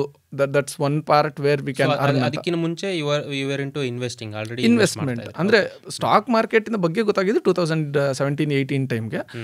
ಸ್ಟಾಕ್ಸ್ನಲ್ಲಿ ಇನ್ವೆಸ್ಟ್ ಮಾಡ್ತಿದ್ದೆ, ಬಟ್ F&O ಬಗ್ಗೆ ಆಗಲಿ ಅಥವಾ ಟ್ರೇಡಿಂಗ್ ಆಸ್ ಸಚ್ ಅದ್ರ ಬಗ್ಗೆ ನನಗೆ ಇಂಟ್ರೆಸ್ಟ್ ಬೆಳೆದಿದ್ದು 2020 2019-20 ಅನ್ಕೋಬೋದು. 2019 ನನಗೆ ಅದ್ರ ಬಗ್ಗೆ ಇಂಟ್ರೆಸ್ಟ್ ಬಂದಾಗ I did some bit of exploring myself. ಕರೆಕ್ಟಾಗಿ ಓದ್ಕೊಂಡು ಮಾಡಿಕೊಂಡು ಐ ಡಿಂಟ್ ಪ್ರಿಪೇರ್, ಸುಮ್ಮನೆ ಹಂಗೆ ಟ್ರೈ ಮಾಡೋಣ ಅಂತ ಮಾಡಿ ಐ ವಾಸ್ ಫಾರ್ಚುನೇಟ್ ಎನಫ್, ತುಂಬ ದೊಡ್ಡ ಲಾಸ್ಗಳು ಆಗಲಿಲ್ಲ ನನಗೆ. I lost few thousands of rupees. But then ಇದು ರೈಟ್ ಡೈರೆಕ್ಷನ್ ಅಲ್ಲ, we need to take a systematic approach ಅನ್ನೋದನ್ನು ನಾನು ಬೇಗ ಕಂಡ್ಕೊಂಡೆ. ಸೊ ಹಾಗಾಗಿ ಹೆಚ್ಚಿಗೆ ಡ್ಯಾಮೇಜ್ ಆಗಲಿಲ್ಲ ಪೋರ್ಟ್ಫೋಲಿಯೋನಲ್ಲಿ. So I took up this algorithmic trading because ನಾನು ಜಾಬ್ನಲ್ಲೂ ಇದ್ದಿದ್ದರಿಂದಾಗಿ ಫುಲ್ ಟೈಮ್ ಚಾರ್ಟ್ ನೋಡ್ಕೊಂಡು ಕೂತ್ಕೊಂಡು ಡಿಸ್ಕ್ರಿಷನರಿ ಟ್ರೇಡ್ಸ್ ತೊಗೊಳ್ಳೋ ಅಂಥ ಪರಿಸ್ಥಿತಿನಲ್ಲಿ ಇರ್ತಿರಲಿಲ್ಲ. ಸೊ ಮಾರ್ನಿಂಗ್ ವೀಕ್ ಡೇಸ್ನಲ್ಲಿ ನಂದು ಆಫೀಸ್ ರಿಲೇಟೆಡ್ ವರ್ಕ್ ಕಡೆ ಕಾನ್ಸಂಟ್ರೇಟ್ ಮಾಡಬೇಕಿರ್ತಿತ್ತು. ಸೊ ಆಬ್ವಿಯಸ್ಲಿ ಇದನ್ನು ಆಟೋಮೇಟ್ ಮಾಡಲೇಬೇಕಿತ್ತು. ಆಟೋಮೇಷನ್ ಇನ್ ದ ಸೆನ್ಸ್ ಒಂದು ಸಿಸ್ಟಮ್ಯಾಟಿಕ್ ಅಪ್ರೋಚ್ ಅಂತ ಮಾಡಿಟ್ಟು ಬಿಡಬೇಕಿತ್ತು. ಇನಿಷಿಯಲಿ ಆಲ್ಗೋ ಟ್ರೇಡಿಂಗ್ ಕಡೆಗೆ ಹೋಗಿದ್ದರ ಕಾರಣ ಅದೇನೆ. Once I went towards algo trading, I also realised ಅದನ್ನು ಕೋಡ್ ಮಾಡಿ ಕಂಪ್ಲೀಟ್ ಆಲ್ಗರಿದಮ್ನಲ್ಲಿ ರನ್ ಮಾಡಿ ಬಿಡ್ಬೋದು ಅಂತ. ಸಿಸ್ಟಮ್ಯಾಟಿಕ್ ಟ್ರೇಡಿಂಗ್ ಕಡೆಗೆ ಹೋಗಿದ್ದರ ಕಾರಣ ನಾನು discretionary it wasn't good for me. ನನಗೆ ಅದು ಅರ್ಥ ಆಗ್ತಿರ್ಲಿಲ್ಲ. ಅಂದರೆ if you don't mind like discretionary algo trading ಗೊತ್ತಿಲ್ಲದಿರೋರಿಗೆ just a few words. Sure. Discretionary trade ಅಂದರೆ ಈಗ ನಾವು ಚಾರ್ಟ್ ನೋಡ್ತಾ ಕೂತಿರ್ತೀವಿ, ಆ ಮೊಮೆಂಟಿಗೆ ನಮಗೆ ಏನು ಅನಿಸುತ್ತೆ ಅದನ್ನು ನೋಡಿ. ಅಂದರೆ ಎಗೇನ್ ಅದು ವಿತ್ ಲರ್ನಿಂಗ್ ಬರಬೇಕು ನಮಗೆ. ಬಟ್ ಚಾರ್ಟ್ ಮುಂದೆ ನಾವು ಫಿಸಿಕಲಿ ಕೂತಿರ್ಬೇಕು ಮಾರ್ಕೆಟ್ ಅವರ್ಸ್ನಲ್ಲಿ. ಕೂತಿದ್ದು ಅದು ಯಾವ ಕಡೆಗೆ ಹೋಗ್ತಿದೆ ಏನು ಎತ್ತ ಅನ್ನೋದನ್ನ ಅನಾಲಿಸಿಸ್ ಮಾಡಿ ಅದರ ಬೇಸಿಸ್ನ ಮೇಲೆ ಆ ಪರ್ಟಿಕ್ಯುಲರ್ ಟ್ರೇಡ್ ತಗೊಳ್ಳೋದಾಗುತ್ತೆ. ಸೊ ಪ್ರತಿಯೊಂದು ಇಂಡಿವಿಜುವಲ್ ಟ್ರೇಡು ಆ ಮೊಮೆಂಟಿನಲ್ಲಿ ನಿಮಗೆ ಅದನ್ನು ನೋಡಿದ್ರೆ ಏನು ಅನ್ನಿಸ್ತಾ ಇದೆ ಅನ್ನೋದನ್ನ, ಸೊ ನಿಮ್ಮ ಡಿಸ್ಕ್ರಿಷನ್ಗೆ ಬಿಟ್ಟಿದ್ದದು. There is no specific pattern there. ಆ ರೀತಿಯಾಗಿ ಮಾಡೋದು ಡಿಸ್ಕ್ರಿಷನರಿ ಆಗುತ್ತೆ. ಆಲ್ಗರಿಥಮಿಕ್ ಟ್ರೇಡಿಂಗ್ ಅಂದರೆ ನೀವು ಒಂದು ಸರ್ಟನ್ ಸೆಟ್ ಆಫ್ ರೂಲ್ಸನ್ನು ಪ್ರೀಡಿಫೈನ್ ಮಾಡಿಕೊಂಡು ಹಿಸ್ಟಾರಿಕಲಿ ಆ ಐಡಿಯಾ ಪರ್ಫಾರ್ಮ್ ಆಗಿದೆಯಾ ಇಲ್ವಾ ಅನ್ನೋ ರೀತಿಯಲ್ಲಿ ನೋಡಿಕೊಂಡು ನೀವು ಮ್ಯಾನ್ಯಲ್ ಆಗಿ ಟ್ರೇಡ್ ಪ್ಲೇಸ್ ಮಾಡಿದ್ರು ಕೂಡ ಅದೇ ರೂಲ್ಸಿನ ಪ್ರಕಾರ ಮಾಡ್ತಾ ಹೋಗಬೇಕು ಅಷ್ಟೇ. ಸೊ ಬೇಸಿಕಲಿ ನಾವು ಮೂರ್ಖರಂಗೆ ಕೂತಿರ್ಬೇಕು ಮಾನಿಟರ್ ಮುಂದೆ. ಅದು ಏನು ಹೇಳ್ತಾ ಇರುತ್ತೆ, ಅದು ಈ ಸೆಟ್ ಆಫ್ ರೂಲ್ಸ್ ನೋಡು, ಈ ಥರ ಆದಾಗ ಈ ಇಂಡಿಕೇಶನ್ ಬಂದಾಗ ಇದನ್ನು ಮಾಡು ಅನ್ನೋದು ಏನಿರುತ್ತೆ ಆ ರೂಲ್ಸನ್ನ ಡಿಫೈನ್ ಮಾಡ್ಕೊಂಡಿರ್ತೀವಿ ಮುಂಚೆನೆ. ಮಾಡಿ ಅದು ಬ್ಯಾಕ್ ಟೆಸ್ಟ್ ಮಾಡಿದಾಗ ಅದು ಪರ್ಫಾರ್ಮ್ ಆಗಿದೆ ಪ್ರೀವಿಯಸ್ಲಿ ಅನ್ನೋದು ಗೊತ್ತಾಯಿತು ಅಂದರೆ ಅದೇ ಸೆಟ್ ಆಫ್ ರೂಲ್ಸನ್ನು ಡಂಬಾಗಿ ಫಾಲೋ ಮಾಡ್ತಾ ಹೋಗಬೇಕು. ರೋಬೋಟ್ಗಳ ಥರ ಅದೇನೇನು ಕೊಡ್ತಾ ಇದೆ ಅದನ್ನೇ ಮಾಡ್ತಾ ಹೋಗೋದಾಗುತ್ತೆ. So there is no discretion you are executing. So ನಿಮ್ಮ ಕಡೆಯಿಂದ ನೀವು ಓಕೆ ಇದು ಈ ರೀತಿ ಆಗ್ತಾ ಇರ್ಬೋದು ಅನ್ನೋ ರೀತಿ ಯೋಚನೆ ಅಂತೂ ಮಾಡೋದಿಲ್ಲ. ಸೆಟ್ ಆಫ್ ರೂಲ್ಸ್ ಏನಿರುತ್ತೆ ಅದನ್ನು ಫಾಲೋ ಮಾಡ್ತಾ ಹೋಗೋದಾಗುತ್ತೆ. That will be algorithmic trading. ಅದನ್ನು ಆಟೋಮೇಟ್ ಮಾಡ್ಬೋದು. ಯಾಕೆಂದರೆ ಸರ್ಟನ್ ಸೆಟ್ ಆಫ್ ರೂಲ್ಸ್ ಅದನ್ನು ನೀವು ಒಂದು ಫ್ರೇಮ್ ವರ್ಕ್ ರೆಡಿ ಮಾಡಿಕೊಂಡು ಅದರಲ್ಲಿ ಅದಾಗದೇ ಟ್ರೇಡ್ ತಗೊಳ್ಳೋ ರೀತಿಯಲ್ಲಿ ಮಾಡಿಟ್ವಿ ಅಂದರೆ ಮಾರ್ಕೆಟ್ ಅವರ್ಸ್ನಲ್ಲಿ ನಾವೇನು ಇಂಟರ್ವ್ಯೂನ್ ಆಗುವಂಥದ್ದೇ ಇರಲ್ಲ. ಅದ್ರ ಪಾಡ್ಗೆ ಅದೇನೆ there are money software like AmiBroker ಇರ್ಬೋದು. ತುಂಬ ಜನ ಈಗ ಪೈಥಾನ್ ಯೂಸ್ ಮಾಡಿಕೊಂಡು ಕೂಡ ಮಾಡ್ತಾರೆ. ಸೊ ಆ ಲ್ಯಾಂಗ್ವೇಜ್ಗಳನ್ನು ಯೂಸ್ ಮಾಡಿಕೊಂಡು ಕೋಡ್ ಮಾಡಿ ತಾನಾಗೇನೆ ವರ್ಕ್ ಆಗೋ ರೀತಿಯಲ್ಲಿ ಮಾಡಿಟ್ಕೋಬೋದು. So that is algorithmic trading. ನಾನು ಇನಿಷಿಯಲಿ ಸಿಸ್ಟಮ್ಯಾಟಿಕ್ ಟ್ರೇಡಿಂಗಿಗೆ ಬಂದಾಗ 2020 May if I am right start ಮಾಡಿದ್ದು. ಇನಿಷಿಯಲ್ ಫ್ಯೂ ಮಂತ್ಸ್ ಮ್ಯಾನ್ಯಲ್ ಆಗೇನೆ ಮಾಡ್ತಿದ್ದೆ ಅದನ್ನು. ಅಂದರೆ certain set of rules but ನಾನು ಮ್ಯಾನ್ಯಲ್ ಆಗಿ ಪ್ಲೇಸ್ ಮಾಡೋದು ಅದು ಮಾಡ್ತಿದ್ದೆ. ಆಫೀಸ್ ಟೈಮ್ಗಳಲ್ಲಿ ಅದೂ ಕಷ್ಟ ಆಗಿರ್ತಿತ್ತು. ಯಾಕೆಂದರೆ ಮೇ ಬಿ ಆ ಟೈಮ್ನಲ್ಲಿ ಇನ್ಯಾವುದಾದ್ರೂ ಮೀಟಿಂಗ್ ಇರೋದಾಗ್ಬೋದು, ಇನ್ಯಾವುದಾದ್ರೂ ಡಿಸ್ಕಷನ್ನಲ್ಲಿ ಇರೋದಾಗ್ಬೋದು, ಅಥವಾ ಇನ್ಯಾವುದೋ ಕೆಲಸ ಮಾಡಿಕೊಂಡು ಮರ್ತು ಬಿಟ್ಟಿರೋದು ಟೈಮ್, ಆ ರೀತಿ ಎಲ್ಲದೂ ಸಮಸ್ಯೆ ಆಗಿರ್ತಿತ್ತು. 2020 ಎಂಡಿನ ಹೊತ್ತಿಗೆ ನನಗೆ ಇದನ್ನು ಆಟೋಮೇಟ್ ಮಾಡಿಟ್ಬಿಡೋಣ ಅನ್ನೋಂಥ ಮೈಂಡ್ ಸೆಟ್ ಬಂದು. So then I automated it. It took time. Almost 1 ವರ್ಷ ಆಯಿತು ನನಗೆ ಕಂಪ್ಲೀಟ್ ಫ್ರೇಮ್ ವರ್ಕನ್ನು ಒಂದು ರೆಡಿ ಮಾಡಿಕೊಂಡು. ಕೋಡಿಂಗ್ ಕಲ್ತಿದ್ದು ಬೇಗ ಕಲಿತೆ, ಯಾಕೆ because I was from coding background. ನನಗೆ ಅದನ್ನು ಲ್ಯಾಂಗ್ವೇಜ್ ಪಿಕ್ ಮಾಡ್ಕೊಳ್ಳೋಕೆ ಬೇಗ ಆಯಿತು. ಬಟ್ ಯಾವ ರೀತಿಯಾಗಿ ಒಂದು ಫ್ರೇಮ್ ವರ್ಕನ್ನು ರೆಡಿ ಮಾಡ್ಕೋಬೋದು ಕಂಪ್ಲೀಟ್ ರೋಬಸ್ಟಾಗಿ ಡಿಸೈನ್ ಮಾಡಲಿಕ್ಕೆ it took almost N year. But after that 2021 onwards ನಾನು ಕಂಪ್ಲೀಟಾಗಿ ಆಟೋಮೇಟ್ ಮಾಡಿಟ್ಟಿದ್ದೀನಿ. ಈಗ ಬೇಸಿಕಲಿ ನನ್ನ ಇಂಟರ್ವೆನ್ಷನ್ ಇರೋದಿಲ್ಲ, ತೀರಾ ಮಿನಿಮಲ್ ಇರುತ್ತೆ. ಅದಾಗದೇನೆ ಬೆಳಗಾಗಿದ್ದು ಇದು ಮಾಡ್ಕೊಳ್ಳುತ್ತೆ, ಆನ್ ಮಾಡಿಕೊಂಡು ಟ್ರೇಡ್ಸ್ ತೊಗೊಂಡು ಎಲ್ಲ ಕಂಪ್ಲೀಟ್ ಆಟೋಮೇಟ್ ಮಾಡಿಟ್ಟಿದ್ದಾಗಿದೆ. ರೋಬೋ ಥರ ರೆಡಿ ಮಾಡಿಬಿಟ್ಟಿದ್ದೀರಾ, ಆ ರೀತಿಯಾಗಿ ಆಗಿದೆ. ಸೊ ಈ ಆಸ್ಪೆಕ್ಟಲ್ಲೇ ಸರ್, ಲೈಕ್ ಈಗ ಯಾವುದೇ ಒಂದು it could B business or it could B trading, investing, anything what ever it is. So especially algo trading ಅಂತ ನೀವೇನು ಸ್ಟಾರ್ಟ್ ಮಾಡಬೇಕು ಅಂದ್ಕೊಂಡ್ರೋ ಅಥವಾ ಟ್ರೇಡಿಂಗ್, ಓಕೆ. ಸೊ ಆ ಇನಿಷಿಯಲ್ ಫೇಸಲ್ಲಿ ನಿಮಗೆ ವಾಸ್ ಇಟ್ ಈಸಿ, ಲೈಕ್ ತುಂಬ ಈಸಿ ಇತ್ತಾ ಅಥವಾ ಲೈಕ್ ಏನು ಹರ್ಡಲ್ಸ್ಗಳು ನೀವು ಫೇಸ್ ಮಾಡಿದ್ರಿ ಆ ಒಂದು ಟೈಮಲ್ಲಿ, ಅವ್ರು ನಿಮ್ಗೆ ಈಸಿ ಇತ್ತಾ? First of all in general if you are getting money out of it ಯಾವುದೂ ಈಸಿ ಇಲ್ಲ, unless it is lottery. Okay, ಅದು ಈಸಿ ಇಲ್ಲ ಆ್ಯಕ್ಚುಲಿ. ಅದು ಅಲ್ಲ, ಸಿಗೋ ಪ್ರಾಬಬಿಲಿಟಿ ಕಮ್ಮಿ. ಬಟ್ ಅದೇ ಅಲ್ಲಿ ನೀವೇನು ಮಾಡೋಂತಿದ್ದೀರಲ್ಲ, ಲಾಟ್ರಿ ಕೊಂಡ್ಕೋತೀರಿ, ನಿಮ್ಗೆ ಲಕ್ ಚೆನ್ನಾಗಿತ್ತು ಅಂದರೆ ಬರುತ್ತೆ, ಅದು ಬಿಟ್ಟರೆ ಇನ್ನೇನು ಇಲ್ಲ. But in general is trading luck ಆ ಥರ ಅನ್ನೋಂಗಿದ್ರೆ ಆ ರೀತಿ ಅಂತಲ್ಲ. What I am saying is ಟ್ರೇಡಿಂಗ್ನಲ್ಲೂ ಕೂಡ ನಿಮಗೆ ಕನ್ಸಿಸ್ಟೆಂಟಾಗಿ ಒಂದು ಸಿಗ್ನಿಫಿಕೆಂಟ್ ಮನಿ ಅರ್ನ್ ಮಾಡಬೇಕು ಅನ್ನೋ ಥರ ಇತ್ತು ಅಂದರೆ ಲಕ್ಕಿನ ಆಧಾರದ ಮೇಲೆ ಇಟ್ಕೊಳಕ್ಕೆ ಹೋಗಬಾರ್ದು. There should be a systematic approach. ನಾವು ಸುಮ್ಮನೆ ಓಕೆ ನನಗೆ ಈ ಥರ ಅನ್ನಿಸ್ತಾ ಇದೆ ಮಾಡ್ತೀನಿ, ಆ ಥರ ಅನ್ನಿಸ್ತಾ ಇದೆ ಮಾಡ್ತೀನಿ ಅಂತ ಹೋದ್ವಿ ಅಂದರೆ ಅದು ಈವೆಂಚುಲಿ ಲಕ್ ಮೇಲೆ ಹೋದಂಗೆ ಆಗುತ್ತೆ. There are many things to trading than just placing order. ಅದರ ಹಿಂದಿನ ವರ್ಕ್ ಏನಿರುತ್ತಲ್ಲ ಅದು ತುಂಬಾ ಇಂಪಾರ್ಟೆಂಟ್ ಆಗುತ್ತೆ. ಲೈಕ್ ಏನು ಮಾಡ್ತಾ ಇದ್ದೀವಿ ಫಸ್ಟ್ ಆಫ್ ಆಲ್, ಈಗ ಒಂದು ಆಲ್ಗರಿದಮಿಕ್ ಟ್ರೇಡಿಂಗೇ ಇರ್ಬೋದು ಅಥವಾ ಒಂದು ಸ್ಟಾಕಿನ ಇನ್ವೆಸ್ಟ್ಮೆಂಟೇ ಇಟ್ಕೊಳ್ಳಿ, ಆ್ಯಸ್ ಸಿಂಪಲ್ ಆಸ್ ದಟ್. ಈಗ ಯಾವುದೋ ಒಂದು ಪರ್ಟಿಕ್ಯುಲರ್ ಸ್ಟಾಕ್ನಲ್ಲಿ ನಾನು ಇನ್ವೆಸ್ಟ್ ಮಾಡ್ತಿದ್ದೀನಿ ಅಂದರೆ ಯಾತಕ್ಕೆ ಇನ್ವೆಸ್ಟ್ ಮಾಡ್ತಿದ್ದೀನಿ ಅನ್ನೋದು ಗೊತ್ತಿರಬೇಕು. ಒಂದು 1500 ಸ್ಟಾಕ್ಗಳೇನೋ ಇದಾವೆ ಈಗ ಸದ್ಯದ ಪರಿಸ್ಥಿತಿನಲ್ಲಿ NSE-ನಲ್ಲಿ. Why did I choose that particular stock? ಅದಕ್ಕೆ ಕ್ಲಿಯರ್ ಆನ್ಸರ್ ಇರಬೇಕು ನನ್ನ ಹತ್ರ. ಅದನ್ನು ಆದಮೇಲೆ ಯಾತಕ್ಕೆ ಈ ಟೈಮ್ನಲ್ಲಿ ಎಂಟರ್ ಆಗ್ತಿದ್ದೀನಿ, ಈ ಟೈಮಲ್ಲಿ ಎಂಟರ್ ಆಗ್ತಿದ್ದೀನಿ ಅಂದರೆ ಏನು ರಿಸ್ಕ್ ಇದೆ ನನಗೆ. ಈಗ ನಾನು ಅಂದ್ಕೊಂಡಂಗೆ ಈಗ ಅದು ಆ ಕಂಪನಿ ಪರ್ಫಾರ್ಮ್ ಮಾಡಲಿಲ್ಲ, ಲಾಸ್ ಆಗೋಕ್ಕೆ ಶುರು ಆಯಿತು ಅಂದರೆ ಯಾವಾಗ ನಾನು ನಿಲ್ಲಿಸಬೇಕು, ಅಥವಾ ನಾನು ಅಂದ್ಕೊಂಡಂಗೆನೇ ಡೈರೆಕ್ಷನಲ್ಲಿ ಮೂವ್ ಆಗಿ ಸ್ಟಾಕ್ ಪ್ರೈಸ್ ಜಾಸ್ತಿ ಆಗ್ತಾ ಹೋಯಿತು ಅಂದರೆ ಎಲ್ಲಿಗೆ ನಾನು ನಿಲ್ಲಿಸ್ಕೋಬೇಕು, ಅಂದರೆ ಪ್ರಾಫಿಟ್ ಬುಕ್ಕಿಂಗ್ ಅಂತ ಆಗ್ಬೋದು, ಆ ಥರ ಆಗ್ಬೋದು, ಯಾವಾಗ ಮಾಡ್ಕೋಬೇಕು. ಈ ಪಾಯಿಂಟ್ಸ್ ಎಲ್ಲನೂ ಇನಿಷಿಯಲಿನೇ ರೆಡಿ ಮಾಡ್ಕೋಬೇಕು. ಇದನ್ನೆಲ್ಲ ಮಾಡ್ಕೋಬೇಕಂದ್ರೆ there is background work required. ಈಗ ಫಂಡಮೆಂಟಲ್ ಅನಾಲಿಸಿಸ್ನ ಮೇಲೆ ನಾನು ಎಂಟರ್ ಆಗ್ತೀನಿ ಅನ್ನೋ ಥರ ಇತ್ತು ಅಂದರೆ ಏನೇನು ಆಸ್ಪೆಕ್ಟ್ಸ್ನ, ಈಗ PE ರೇಷಿಯೋ ಇರ್ಬೋದು ಅಥವಾ ಕಂಪ್ನಿ ರೀಸೆಂಟ್ ಕ್ವಾರ್ಟರ್ಲಿ ರಿಸಲ್ಟ್ಸ್ ಇರ್ಬೋದು, ಇವುಗಳನ್ನೆಲ್ಲ ನೋಡ್ಕೊಂಡು ಮಾಡ್ತೀನಿ ಅಂದರೆ, ಅಥವಾ ಅವರ ಫ್ಯೂಚರ್ ರೋಡ್ ಮ್ಯಾಪ್ನಲ್ಲಿ ಯಾವ್ಯಾವ ಇವುಗಳು ಟೆಕ್ನಾಲಜೀಸ್ ಮೇಲೆ ಇದು ಮಾಡ್ತಿದ್ದಾರೆ, ಅದು ನ್ಯಾಚುರಲ್ ಆಗಿ ಅದು ಈಗ ಫಾರ್ ಎಕ್ಸಾಂಪಲ್ ಕರೆಂಟ್ ಸಿಚುಯೇಷನಲ್ಲಿ ನೋಡಿದ್ವಿ ಅಂದರೆ ಗ್ರೀನ್ ಎನರ್ಜಿ ಅಂತ ಇಂಥ ಟಾಪಿಕ್ಗಳೆಲ್ಲನೂ ಬೂಮಿಂಗಲ್ಲಿದೆ. ಸೊ ಇಂಥವುಗಳ ಮೇಲೆ ವರ್ಕ್ ಮಾಡ್ತಿದ್ದಾರಾ, ಓವರ್ ಆಲ್ ಆ ಸೆಕ್ಟರ್ನ ಬೇಸಿಸ್ ಮೇಲೆ PE ರೇಷಿಯೋ ಈ ಕಂಪ್ನಿದು ಯಾವ ರೀತಿ ಇದೆ, ಇಂಥ ಆಸ್ಪೆಕ್ಟ್ಸನ್ನೆಲ್ಲ ನೋಡ್ತಾ ಹೋಗಬೇಕು. ಅದನ್ನು ನೋಡೋಕ್ಕೆ ಬರಬೇಕಂದ್ರೆ ವಿ ಶುಡ್ ಲರ್ನ್, ಆ ಟಾಪಿಕ್ಗಳನ್ನೆಲ್ಲ ಕಲಿಬೇಕಾಗುತ್ತೆ.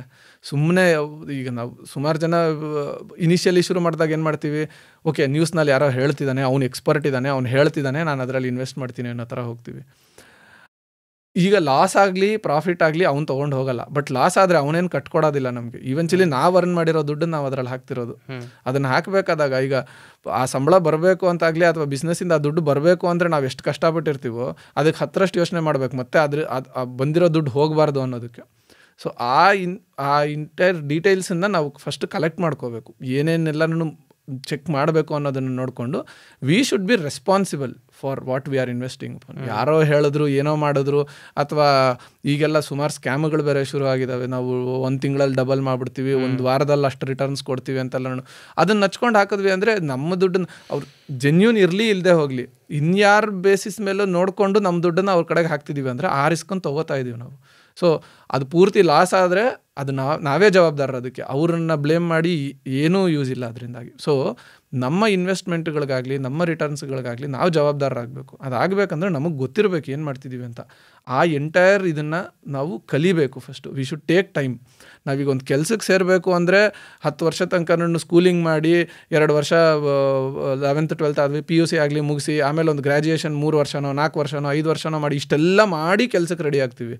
ಸ್ಟಾಕ್ ಮಾರ್ಕೆಟಲ್ಲಿ ಮಾತ್ರ ಇವತ್ತು ನನ್ನ ಹತ್ರ ಡಿಟೆಮ್ಯಾಟ್ ಅಕೌಂಟ್ ಬಂತು ಅಂದರೆ ನಾಳೆ ನನಗೆ ಪ್ರಾಫಿಟ್ ಬಂದುಬಿಡಬೇಕು ಅಂತ ನೋಡ್ತೀವಿ. ಅದು ತಪ್ಪು. We need to educate ourselves. ಅದಕ್ಕೂ ಟೈಮ್ ಹಿಡಿಯುತ್ತೆ, ಬಟ್ ಅಷ್ಟು ವರ್ಷಗಳಗಟ್ಟಲೆ ಬೇಕಿಲ್ಲ.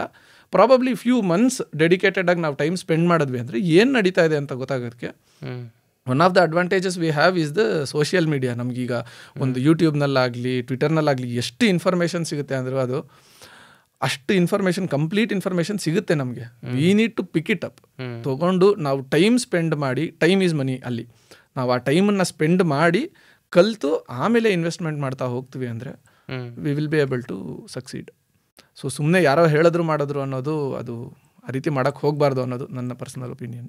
ಸೊ ಇದು ಬಿಟ್ಟು ಬೇರೆ ಮತ್ತೇನೇನು ಚಾಲೆಂಜಸ್ಗಳು ಅಂದರೆ ಲೈಕ್ ಇಲ್ಲಪ್ಪ, ಬಿಕಾಸ್ ನೀವು ಹೇಳೋ ಪ್ರಕಾರ ಈಗ ಇಟ್ ಲುಕ್ ಸೊ ಈಸಿ, ಏನಿಲ್ಲ ಆರಾಮಾಗಿ ಬೆಳಿಗ್ಗೆ ಆನ್ ಆಗುತ್ತೆ, ಸಂಜೆಗೆ ಆಫ್ ಆಗುತ್ತೆ, ಆಮೇಲೆ ದುಡ್ಡು ಬಂದಿರುತ್ತೆ ಅನ್ನೋ ಥರ ಇದೆ. ಸೊ ಇಸ್ ದಟ್ ಈಸಿ ಅಂತ first of all algo trading? What is the challenges? ಅಥವಾ ನಿಮಗೆ ಈಗ ಒಂದು ಸಡನ್ ಪೇನ್ ಪಾಯಿಂಟ್ಸ್ ಅಂತ ಇರುತ್ತೆ, ಸೊ ವಾಟ್ ಈಸ್ ದಾಟ್? ಈಗ ಆಲ್ಗರಿದಮಿಕ್ ಟ್ರೇಡಿಂಗ್ನಲ್ಲಿ ಮಾರ್ಕೆಟ್ ಅವರ್ಸ್ನಲ್ಲಿ ತೀರಾ ಆರಾಮ್ ಅನಿಸುತ್ತೆ. ಯಾಕೆಂದರೆ ಈಗ ಡಿಸ್ಕ್ರಿಷನರಿಲಿ ನೋಡಿದ್ರೆ ಅಂದರೆ ಎಂಟೈರ್ ಅವರ್ ಚಾರ್ಟ್ ಮುಂದೆ ಕೂತಿರ್ಬೇಕು, ಅದು ಕಷ್ಟ ಅನ್ನಿಸ್ಬೋದು, ಇಲ್ಲಿ ಅದೇ ನೋಡ್ಕೊಳ್ಳುತ್ತೆ ಅಂತ. ಬಟ್ ಬ್ಯಾಕ್ಗ್ರೌಂಡ್ ವರ್ಕ್ ತುಂಬಾ ಇರುತ್ತೆ ಅದಕ್ಕೆ. ಫಾರ್ ಎಕ್ಸಾಂಪಲ್, ಒಂದು ಸಿಸ್ಟಮನ್ನು ಡಿಸೈನ್ ಮಾಡಿದ್ರಿ ನೀವು, ಒಂದು ಯಾವುದೋ ಒಂದು ಸ್ಟ್ರಾಟಜಿ ಐಡೆಂಟಿಫೈ ಮಾಡಿದ್ರಿ, ಅದು ಪ್ರಾಫಿಟಬಲ್ ಇದೆಯಾ ಇಲ್ವಾ ನೋಡ್ಕೋಬೇಕು. ಫಸ್ಟ್ ಆ ಸ್ಟ್ರಾಟಜಿನ ಡಿಫೈನ್ ಮಾಡೋದೇ ತುಂಬ ಕೇರ್ಫುಲ್ಲಾಗಿ ಮಾಡ್ತಾ ಹೋಗಬೇಕು. ಇಲ್ಲ ಸ್ಟ್ಯಾಂಡರ್ಡ್ ಸ್ಟ್ರಾಟಜಿಗಳು ಯೂಸ್ ಮಾಡ್ತೀವಿ, ಯೂಟ್ಯೂಬ್ನಲ್ಲೋ ಅಲ್ಲೂ ಇಲ್ಲಿ ಸಿಕ್ತು ನಮಗೆ ಅನ್ನೋ ಥರ ಆಯಿತು ಅಂದರೆ ಅವುಗಳನ್ನು ಬ್ಯಾಕ್ ಟೆಸ್ಟ್ ಮಾಡ್ಕೊಳ್ಳೋದ್ರ ಕಡೆಗೆ ನಾವು ಗಮನ ಹರಿಸ್ಬೇಕು ಫಸ್ಟು. ಸೊ ಅದನ್ನು ಬ್ಯಾಕ್ ಟೆಸ್ಟ್ ಮಾಡಿ okay past at least I would ಸೇ 3-4 ವರ್ಷ ಮಿನಿಮಮ್ ಬೇರೆ ಬೇರೆ ಮಾರ್ಕೆಟ್ ಕಂಡೀಷನ್ಸ್ನಲ್ಲಿ ಅದು ವರ್ಕ್ ಆಗಿದೆಯಾ ಅದನ್ನು ನೋಡಿಕೊಂಡು ಅದಕ್ಕೆಲ್ಲನೂ ಟೈಮ್ ಹಿಡಿಯುತ್ತೆ ಮಾಡಲಿಕ್ಕೆ. ಸೊ ಅದು ವರ್ಕ್ ಆಗ್ತಿದೆ ಅಂದರೆ ಅದನ್ನು ಇಂಪ್ಲಿಮೆಂಟ್ ಮಾಡಬೇಕು, ಎಕ್ಸಿಕ್ಯೂಟ್ ಮಾಡಿಸೋದಕ್ಕೆ ಅಂದರೆ ಲೈವ್ ಟ್ರೇಡಿಂಗ್ ಎಕ್ಸಿಕ್ಯೂಟ್ ಆಗೋದಕ್ಕೆ ಕೋಡ್ ಮಾಡಿಡಬೇಕು. ಅದೆಲ್ಲನೂ ಬ್ಯಾಕ್ಗ್ರೌಂಡಲ್ಲಿ ನಡೆಯೋಂಥ ಕೆಲಸಗಳು, ಅದಕ್ಕೆಲ್ಲನೂ ಟೈಮ್ ಕನ್ಸ್ಯೂಮ್ ಆಗುತ್ತೆ. ಅದಾದಮೇಲೆ ವರ್ಕಿಂಗ್ ಲೆವೆಲ್ನಲ್ಲಿ ಚಾಲೆಂಜಸ್ ಇರುತ್ತೆ. ಈಗ ನೀವು ಡೇಟಾ ಫೀಡ್ ಸರಿಯಾಗಿ ವರ್ಕ್ ಆಗದೆ ಇರ್ಬೋದು, ಅಥವಾ ಬ್ರೋಕರ್ ಲೆವೆಲ್ನಲ್ಲಿ APIಗಳು ಸರಿಯಾಗಿ ವರ್ಕ್ ಆಗದೆ ಇರ್ಬೋದು. ಸಾಧಾರಣ ಒನ್ಸ್ ಇನ್ ಅ ವೈಲ್ ನಮಗೆ ಗ್ಲಿಚಸ್ ಬರ್ತಾನೆ ಇರುತ್ತೆ. ಅದು ಇದು ಆ ಬ್ರೋಕರ್ದ ಇದು ವರ್ಕ್ ಆಗಲಿಲ್ಲ, API ವರ್ಕ್ ಆಗಲಿಲ್ಲ, ಅದಾಯಿತು ಇದಾಯಿತು ಅಂತ. ರೆಗ್ಯುಲರ್ ಅಲ್ಲ, but once in a while ಆಗುತ್ತೆ. ಅದನ್ನೆಲ್ಲನೂ ಸ್ವಲ್ಪ ಗಮನದಲ್ಲಿ ಇಟ್ಕೊಂಡಿರಬೇಕು. ಏನೋ ಒಂದು ಕೈಂಡ್ ಆಫ್ ನೋಟಿಫಿಕೇಶನ್ ಬರೋ ರೀತಿಯಲ್ಲಿ, ಈಗ ಡೇಟಾ ಫೀಡ್ ವರ್ಕ್ ಆಗ್ತಿಲ್ಲ ಅಂದ್ರಾಗಲಿ, APIಗಳು ವರ್ಕ್ ಆಗ್ತಿಲ್ಲ ಅಂದ್ರಾಗಲಿ, ಏನೋ ಒಂದು ನೋಟಿಫಿಕೇಶನ್ ಬರೋ ಥರ ಮಾಡ್ಕೊಂಡಿದ್ದು ಅದ್ರ ಕಡೆ ಗಮನ ಇಟ್ಕೊಂಡಿರ್ಬೇಕು. ಪೂರ್ತಿ ಮಾಡಿ ಬಿಟ್ಬಿಡ್ತೀವಿ ಅಂದರೆ ಈಗ ಲೆಟ್ಸ್ ಸೇ ನಮ್ಗೆ 100% ಎಫರ್ಟ್ ಇರೋದನ್ನ 1% ಎಫರ್ಟಿಗೆ ತಂದ್ಕೊಳಂಗಾಗುತ್ತೆ. ರೆಗ್ಯುಲರ್ ಡೇಸ್ನಲ್ಲಿ ಏನೂ ಪ್ರಾಬ್ಲಮ್ ಆಗಲಿಲ್ಲ ಅಂದರೆ ತನ್ನ ಪಾಡಾಗ ಅದು ವರ್ಕ್ ಆಗುತ್ತೆ. ಏನಾದರೂ ಸಮಸ್ಯೆ ಆದಾಗ, ತಿಂಗಳಿಗೊಂದ್ಸರಿನೋ 2 ತಿಂಗಳಿಗೊಂದ್ಸರಿನೋ ಈ ರೀತಿ ಏನಾದರೂ ಸಮಸ್ಯೆ ಆದಾಗ ನಮಗೆ ಇನ್ಫಾರ್ಮೇಷನ್ ಬರೋ ರೀತಿಯಲ್ಲಿ ಮಾಡಿಕೊಂಡು ಮಾಡಬೇಕು. ಇದಕ್ಕೆಲ್ಲನೂ ಫ್ರೇಮ್ವರ್ಕ್ನ ರೆಡಿ ಮಾಡ್ಕೊಳ್ಳೋದಾಗಲಿ ಅಥವಾ ಯಾವ ರೀತಿ ಸ್ಟ್ರಾಟಜಿ ಮಾಡ್ಕೋಬೇಕು ಅನ್ನೋದಾಗಲಿ, ಇದಕ್ಕೆಲ್ಲನೂ ತುಂಬ ಟೈಮ್ ಹಿಡಿಯುತ್ತೆ. ಆ್ಯಂಡ್ ಒಂದು ಸ್ಟ್ರಾಟಜಿ ಐಡೆಂಟಿಫೈ ಮಾಡೋದು, ಅದಾದಮೇಲೆ ಎಷ್ಟು ಕ್ಯಾಪಿಟಲನ್ನು ಅದ್ರ ಮೇಲೆ ಇನ್ವೆಸ್ಟ್ ಮಾಡ್ಬೋದು, ಎಷ್ಟು ರಿಸ್ಕ್ ತೊಗೋಬೋದು. ಈಗ ಉದಾಹರಣೆಗೆ ಹೇಳ್ತೀನಿ, 1 ಲಕ್ಷ ನಾನು ಇನ್ವೆಸ್ಟ್ ಮಾಡ್ತಿದ್ದೀನಿ ಅಂದರೆ ಒಂದೇ ದಿನಕ್ಕೆ ಪೂರ್ತಿ ಅಷ್ಟೂ ತೊಗೊಳ್ಳೋ ರೀತಿಯಲ್ಲಿ ಟ್ರೇಡ್ ಮಾಡ್ಲಿಕ್ಕೆ ಆಗೋದಿಲ್ಲ. ರಿಸ್ಕ್ ತೊಗೊಳ್ಳೋದ್ರ ಬಗ್ಗೆ ಐಡೆಂಟಿಫೈ ಮಾಡ್ಕೋಬೇಕು. ಕಂಟಿನ್ಯೂಸ್ ಆಗಿ ಲಾಸ್ಗಳಾಯಿತು ಅಂದರೆ ಯಾವ ರೀತಿಯಲ್ಲಿ ಮ್ಯಾನೇಜ್ ಮಾಡೋಕ್ಕೆ ಹೋಗ್ಬೋದು, ಡ್ರಾಡೌನ್ಸನ್ನ ಮ್ಯಾನೇಜ್ ಮಾಡೋಕ್ಕಾಗಬೇಕು ಅಂದರೆ ಎಷ್ಟು ಪರ್ಸೆಂಟೇಜ್ ರಿಸ್ಕನ್ನು ತೊಗೊಂಡ್ರೆ ಪ್ರತಿ ಟ್ರೇಡ್ನಲ್ಲಿ ನಾವು ಮ್ಯಾನೇಜ್ ಮಾಡೋಕ್ಕಾಗುತ್ತೆ ಡ್ರಾಡೌನ್ಗಳನ್ನು. ಇಂಥದನ್ನೆಲ್ಲನೂ ಆ ಪೂರ್ತಿ ಅನಾಲಿಸಿಸ್ ನಡಿಬೇಕು. That will take time. ಆ ಎಫರ್ಟು ಆಫ್ ಮಾರ್ಕೆಟ್ ಅವರ್ಸ್ನಲ್ಲಿ ನಾವು ಮಾಡ್ಕೋಬೋದು. ಟೈಮ್ ಸಿಕ್ಕಾಗ, ಫ್ರೀ ಇದ್ದಾಗ, ವೀಕೆಂಡ್ಸಲ್ಲಿ ಆಗ್ಬೋದು, ವೀಕ್ ಡೇಸ್ನಲ್ಲಿ ಸಂಜೆ ಮೇಲೆ ಆಗ್ಬೋದು, ಆ ರೀತಿಯಲ್ಲಿ ಮಾಡಿಕೊಂಡು ಟೈಮ್ ತೊಗೊಂಡು ಅದಕ್ಕೆ ಇದನ್ನೆಲ್ಲ ರೆಡಿ ಮಾಡಿಕೊಂಡು these are the kind of challenges which you will face in algo trading. ಡಿಸ್ಕ್ರಿಷನರಿನಲ್ಲಿ ಹಂಗಲ್ಲ, ಮಾರ್ಕೆಟ್ ಅವರ್ಸ್ ಮುಗೀತು ಅಂದಾಗೆ ಟ್ರೇಡ್ ಮುಗೀತು ಅಂದ್ರೆ ಮುಗೀತು ಅಷ್ಟೇನೆ. ಬಟ್ ಆ 6 hours you will be completely occupied. ಆ ರೀತಿ ಆಗುತ್ತೆ. ಆಲ್ಗರಿಥಮಿಕ್ ಟ್ರೇಡಿಂಗ್ನಲ್ಲಿ ಅದರದೇ ಆದಂಥ ಚಾಲೆಂಜಸ್ ಇದೆ. ದುಡ್ಡು ಬರಬೇಕು ಅಂದರೆ ಯಾವುದೋ ಒಂದು ರೀತಿಯಲ್ಲಿ ಇದ್ದೇ ಇರುತ್ತೆ. ಅದರಲ್ಲಿ ಸುಮ್ಮನೆ ಆರಾಮಾಗಿ ಹಾಕ್ಬಿಟ್ವಿ ಬಂದ್ಬಿಡ್ತು ಅನ್ನೋದು ರೀತಿ ಎಲ್ಲನೂ ಆಗೋದಿಲ್ಲ. ದಿನ ದುಡ್ಡು ಬರುತ್ತಾ ಸರ್?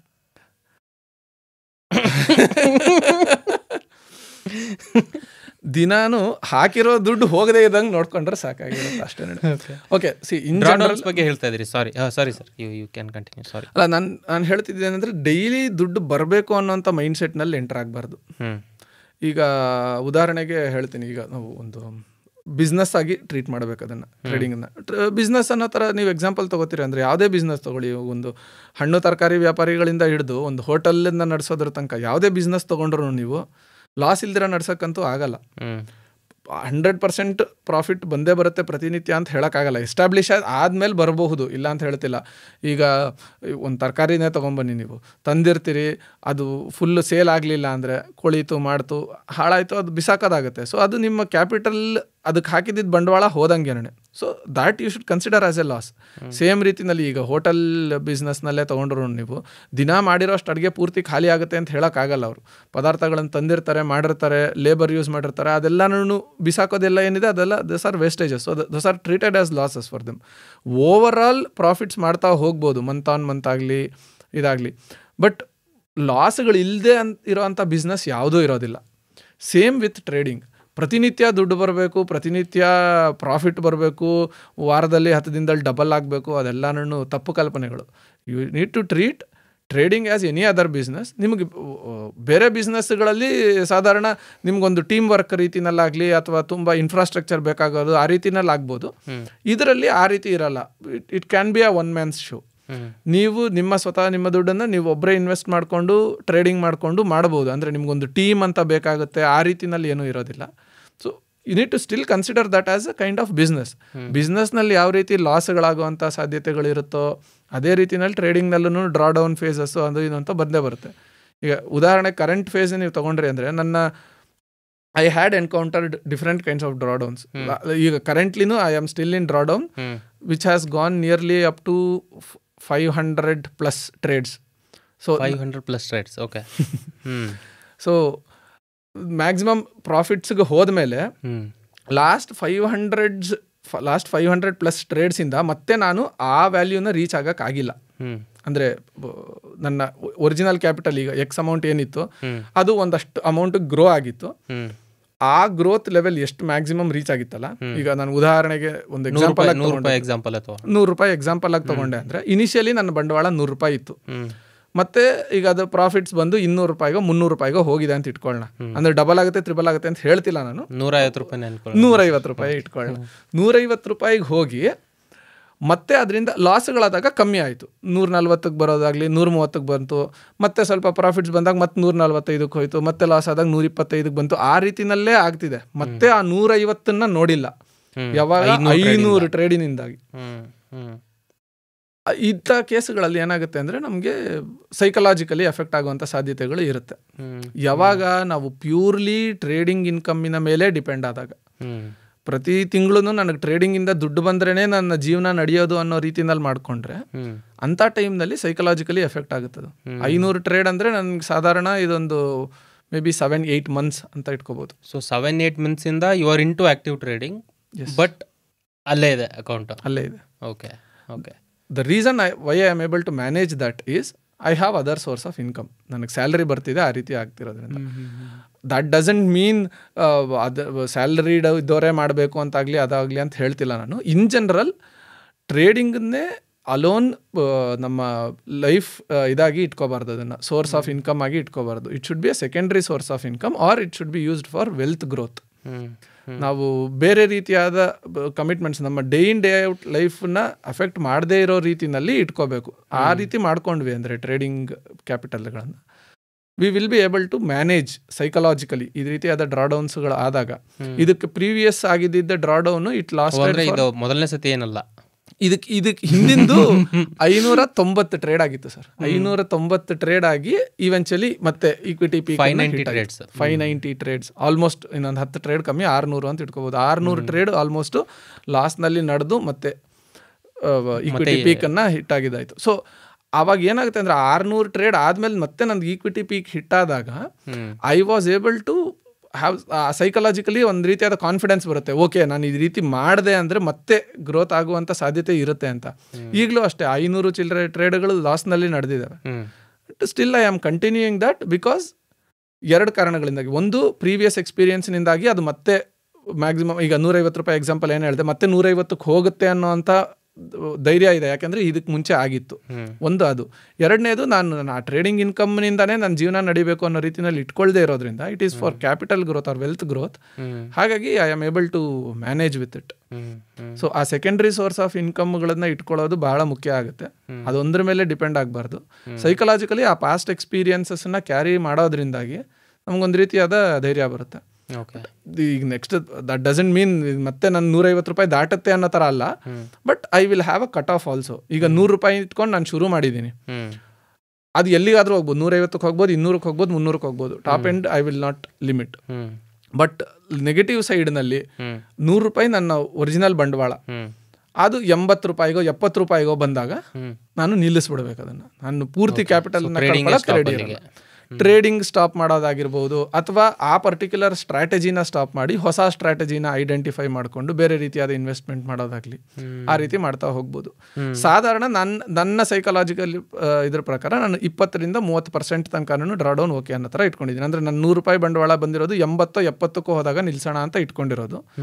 ಇಲ್ಲಿನ ತನಕ ಮ್ಯಾಕ್ಸಿಮಮ್ ಹೋಗಿರೋದು 15% ಸರ್. ಅದ್ರ ಮೇಲೆ ಒರಿಜಿನಲ್ ಕ್ಯಾಪಿಟಲಿನ ಮೇಲೆ 15% ತನಕ ಲಾಸ್ ಹೋಗಿದೆ. ಅದಾದಮೇಲೆ ಹೋಗಿಲ್ಲ. ಆ್ಯಂಡ್ ಆಫ್ಟರ್ ದಟ್ ಆಲ್ಸೋ ಈಗ ನಾನು ₹100 ಇದ್ದಿದ್ದು ₹200 ಹೋಯ್ತು ಅಂತ ಇಟ್ಕೊಳ್ಳೋಣ. ₹200 ಹೋದಾಗ್ಲೂ ಆ 30% ಏನಿದೆಯಲ್ಲ ಅದು ಅಲ್ಲೇ ಉಳ್ಕೊಳ್ಳುತ್ತೆ. ಅಂದರೆ ₹200 ಹೋಗಿರೋದು ಮತ್ತೆ 30% ಅನ್ನೋ ಥರ ಇಟ್ಕೊಂಡ್ರಿ ಅಂದರೆ 120ಕ್ಕೆ ಬಂತು ಅಂದರೆ I will stop again. So ಆ ರೀತಿಯಾದ ಮೈಂಡ್ ಸೆಟ್ಟನ್ನು ಇಟ್ಕೊಂಡು ಮಾಡ್ತಾ ಇರೋದಾಗಿದೆ. ಸೊ ಲೋಯರ್ ಸೈಡ್ನಲ್ಲೂ ಲಾಸ್ ಸೈಡ್ನಲ್ಲೂ ಒಂದು ಲೆವೆಲನ್ನು ಮೇಂಟೈನ್ ಮಾಡ್ತಾ ಇರೋದಾಗಿದೆ. ಪ್ರಾಫಿಟ್ ಸೈಡ್ನಲ್ಲೂ ಆ ಡ್ರಾಡೌನ್ ಫೇಸ್ಗಳು ಬಂದಾಗ ಸೈಕಲಾಜಿಕಲಿ ಒಂದು ಸ್ವಲ್ಪ ಅಫೆಕ್ಟ್ ಆಗುತ್ತೆ. ಬಟ್ ಅದೇ ಪಾಸ್ಟ್ ಎಕ್ಸ್ಪೀರಿಯನ್ಸಸ್ಸಿಂದ ಕಲಿತಾ ಹೋಗಬೇಕು ಅದನ್ನು. Cool sir. So that is this is the reality I want to bring in. So basically ಸುಮಾರು ಜನ ಈಗ ಏನಾಗಿದೆ ಸೋಷಿಯಲ್ ಮೀಡಿಯಾದಲ್ಲಿ there are so many accounts, especially 2020 ಆದಮೇಲೆ ಟ್ರೇಡಿಂಗ್ನ ಯಾವ ಥರ ಪ್ರೊಜೆಕ್ಟ್ ಮಾಡ್ತಿದ್ದಾರೆ ಅಂತಂದರೆ ಇಟ್ಸ್ ಕೇಕ್ ವಾಕ್ ಇದ್ದಂಗೆ ಏನಿಲ್ಲ, ಬೆಳಿಗ್ಗೆ ಹೋಗೋದು, ಸಂಜೆ ಅಷ್ಟೊತ್ತಿಗೆ ಒಂದು 5 ಲಕ್ಷ 3 ಲಕ್ಷ ತೊಗೊಂಬಂದ್ಬಿಟ್ವಿ ಅನ್ನೋ ಥರ people are projecting it. But reality is something like this. So ಹಾಗಾಗಿನೇ there is also a data says like ನಿಮಗೂ ಗೊತ್ತಿದೆ, SEBI ಅವ್ರು ಹೇಳೋ ಪ್ರಕಾರ only 10% of the people are profitable ಟ್ರೇಡಿಂಗಲ್ಲಿ. ಅದರಲ್ಲಿ 1% ಅಷ್ಟೇ ಜನ 3 ಇಯರ್ಸ್ ಓವರಾಲ್ ಆ್ಯಕ್ಟಿವ್ ಟ್ರೇಡಿಂಗಲ್ಲಿ ಪ್ರಾಫಿಟಬಲ್ ಆಗಿರೋದು. ಸೊ ನನ್ನ ಪ್ರಶ್ನೆ ಏನು ಅಂತಂದರೆ ಇದರಲ್ಲಿ are you really happy with the results that you are getting out of it? Because 6 months ಎಲ್ಲ ವೇಟ್ ಮಾಡಿಕೊಂಡು ಅಷ್ಟೆಲ್ಲ ಮಾಡಿ there has to be the equivalent reward ಅದಕ್ಕೆ, ಅಥವಾ ಒಂದು ಲಾಭ ಅಂತ ಬಂದ್ರೂ ಅದೇ ಥರನೇ ಈಕ್ವಲಾಗಿ ಬರಬೇಕು. So are you happy with that, are ನಿಮ್ಮ ಎಕ್ಸ್ಪೆಕ್ಟೇಷನ್ಸ್ಗಳು ಎಷ್ಟಿದೆ ರಿವಾರ್ಡ್ ಪ್ರಕಾರ and how much you are getting? ನನ್ನ usual expectation somewhere between 20 to 25% per year ಬಂದರೆ it should per year. Okay. So ಒಂದು ತಿಂಗಳಲ್ಲಿ ಒಂದು ವಾರದಲ್ಲಿ ಡಬಲ್ ಎಲ್ಲನೂ ಅಷ್ಟೇ ಫಾಸ್ಟಾಗಿ ಅದನ್ನು ಕಳ್ಕೊಳ್ಳೋ ಅಂಥ ಸಾಧ್ಯತೆ ಕೂಡ ಇರುತ್ತೆ. ಸೊ ಹಾಗಾಗಿ ರೀಸನಬಲ್ ಎಕ್ಸ್ಪೆಕ್ಟೇಷನ್ ಯಾವ ರೀತಿ ಇರಬೇಕು ಅಂದರೆ, ಈಗ ನಮ್ಮದು ಡೆಟ್ ಫಂಡ್ಸ್ ನಾನು ಇದಕ್ಕೆ ಮುಂಚೆ ಹೇಳ್ದಂಗೆ ಅದರಲ್ಲಿ ಅರೌಂಡ್ 5-10% ತನಕನೂ ಇರುತ್ತೆ ಸಾಧಾರಣ. ಬೇರೆ ಬೇರೆ ರಿಟರ್ನ್ಸ್ ವರ್ಷಕ್ಕೆ 10% ಎಲ್ಲ ಜಾಸ್ತಿ ಆಯಿತು, but I am saying around 5 to 8% ಅನ್ನೋ ಥರ ಇಟ್ಕೋಬೋದು. ಮ್ಯೂಚುವಲ್ ಫಂಡ್ಸ್ನ ಇದಕ್ಕೆ ಬಂದ್ವಿ ಅಂದರೆ 10-15% ರೇಂಜಿನಲ್ಲೇ ಇರುತ್ತೆ ಸಾಧಾರಣವಾಗಿ. ಸೆಕ್ಟರ್ ಸ್ಪೆಸಿಫಿಕ್ ಯಾವುದೋ ಒಂದೊಂದು ವರ್ಷ ಸ್ವಲ್ಪ ಜಾಸ್ತಿ ಕೊಡ್ತಾ ಹೋಗ್ಬೋದು, ಅಥವಾ ಮಾರ್ಕೆಟ್ ತೀರಾ ಬುಲ್ ಮಾರ್ಕೆಟ್ ಇರೋಂಥ ಟೈಮ್ನಲ್ಲಿ ಚೆನ್ನಾಗಿ ಪರ್ಫಾರ್ಮ್ ಮಾಡ್ಬೋದು. ಬಟ್ ಪಾಸ್ಟ್ ಹಿಸ್ಟ್ರಿನ ನೋಡ್ತಾ ಹೋದರೆ ನೀವು 3 ವರ್ಷ 5 ವರ್ಷ 10 ವರ್ಷದ ಆವ್ರೇಜ್ ನೋಡ್ತಾ ಹೋದರೆ ಅಂದರೆ ಸಾಧಾರಣವಾಗಿ ಮ್ಯೂಚುವಲ್ ಫಂಡ್ಸಿಂದು 15% ಅರೌಂಡ್ ಆ ರೇಂಜ್ನಲ್ಲಿ ಇರುತ್ತೆ. ಸೊ ಅದಕ್ಕಿಂತ ಒಂದು 5-10% ನಿಮಗೆ ಜಾಸ್ತಿ ಅರ್ನ್ ಮಾಡೋಕ್ಕಾದ್ರೂ ಡೈರೆಕ್ಟ್ ಸ್ಟಾಕ್ಗಳಲ್ಲಿ ಇನ್ವೆಸ್ಟ್ ಮಾಡೋದ್ರಿಂದಾಗಿ it will be a great achievement. So ನೀವು ಅದಕ್ಕೆ ಅಂತಲೇ ಡೆಡಿಕೇಟೆಡ್ ಆಗಿ ಟೈಮ್ ಕೊಟ್ಟು ಮಾಡಿದ್ರೆ ಅಂದರೆ ಅದಕ್ಕಿಂತ ಜಾಸ್ತಿ ಮಾಡಬಹುದು, ನಾನು ಇಲ್ಲ ಅಂತ ಹೇಳ್ತಿಲ್ಲ. ಬಟ್ ಎಕ್ಸ್ಪೆಕ್ಟೇಷನ್ಸನ್ನು ನಾವು ಆ ರೇಂಜ್ನಲ್ಲಿ ಇಟ್ಕೊಂಡ್ವಿ ಅಂದರೆ anything on top of that we will be happy. ನಾನು 1 ತಿಂಗಳಲ್ಲಿ ಡಬಲ್ ಮಾಡ್ತೀನಿ 2 ತಿಂಗಳಲ್ಲಿ ಡಬಲ್ ಮಾಡ್ತೀನಿ ಅನ್ನೋಂಥ ಮೈಂಡ್ ಸೆಟ್ಗೆ ಹೋದ್ವಿ ಅಂದರೆ ಒಂದೆರಡು ಲಾಸ್ಗಳಾಯಿತು ಅಂದರೆ ಏನು ಅನ್ಸಕ್ಕೆ ಶುರು ಆಗುತ್ತೆ, ಸೈಕಲಾಜಿಕಲಿ ಎಫೆಕ್ಟ್ ಆಗುತ್ತೆ.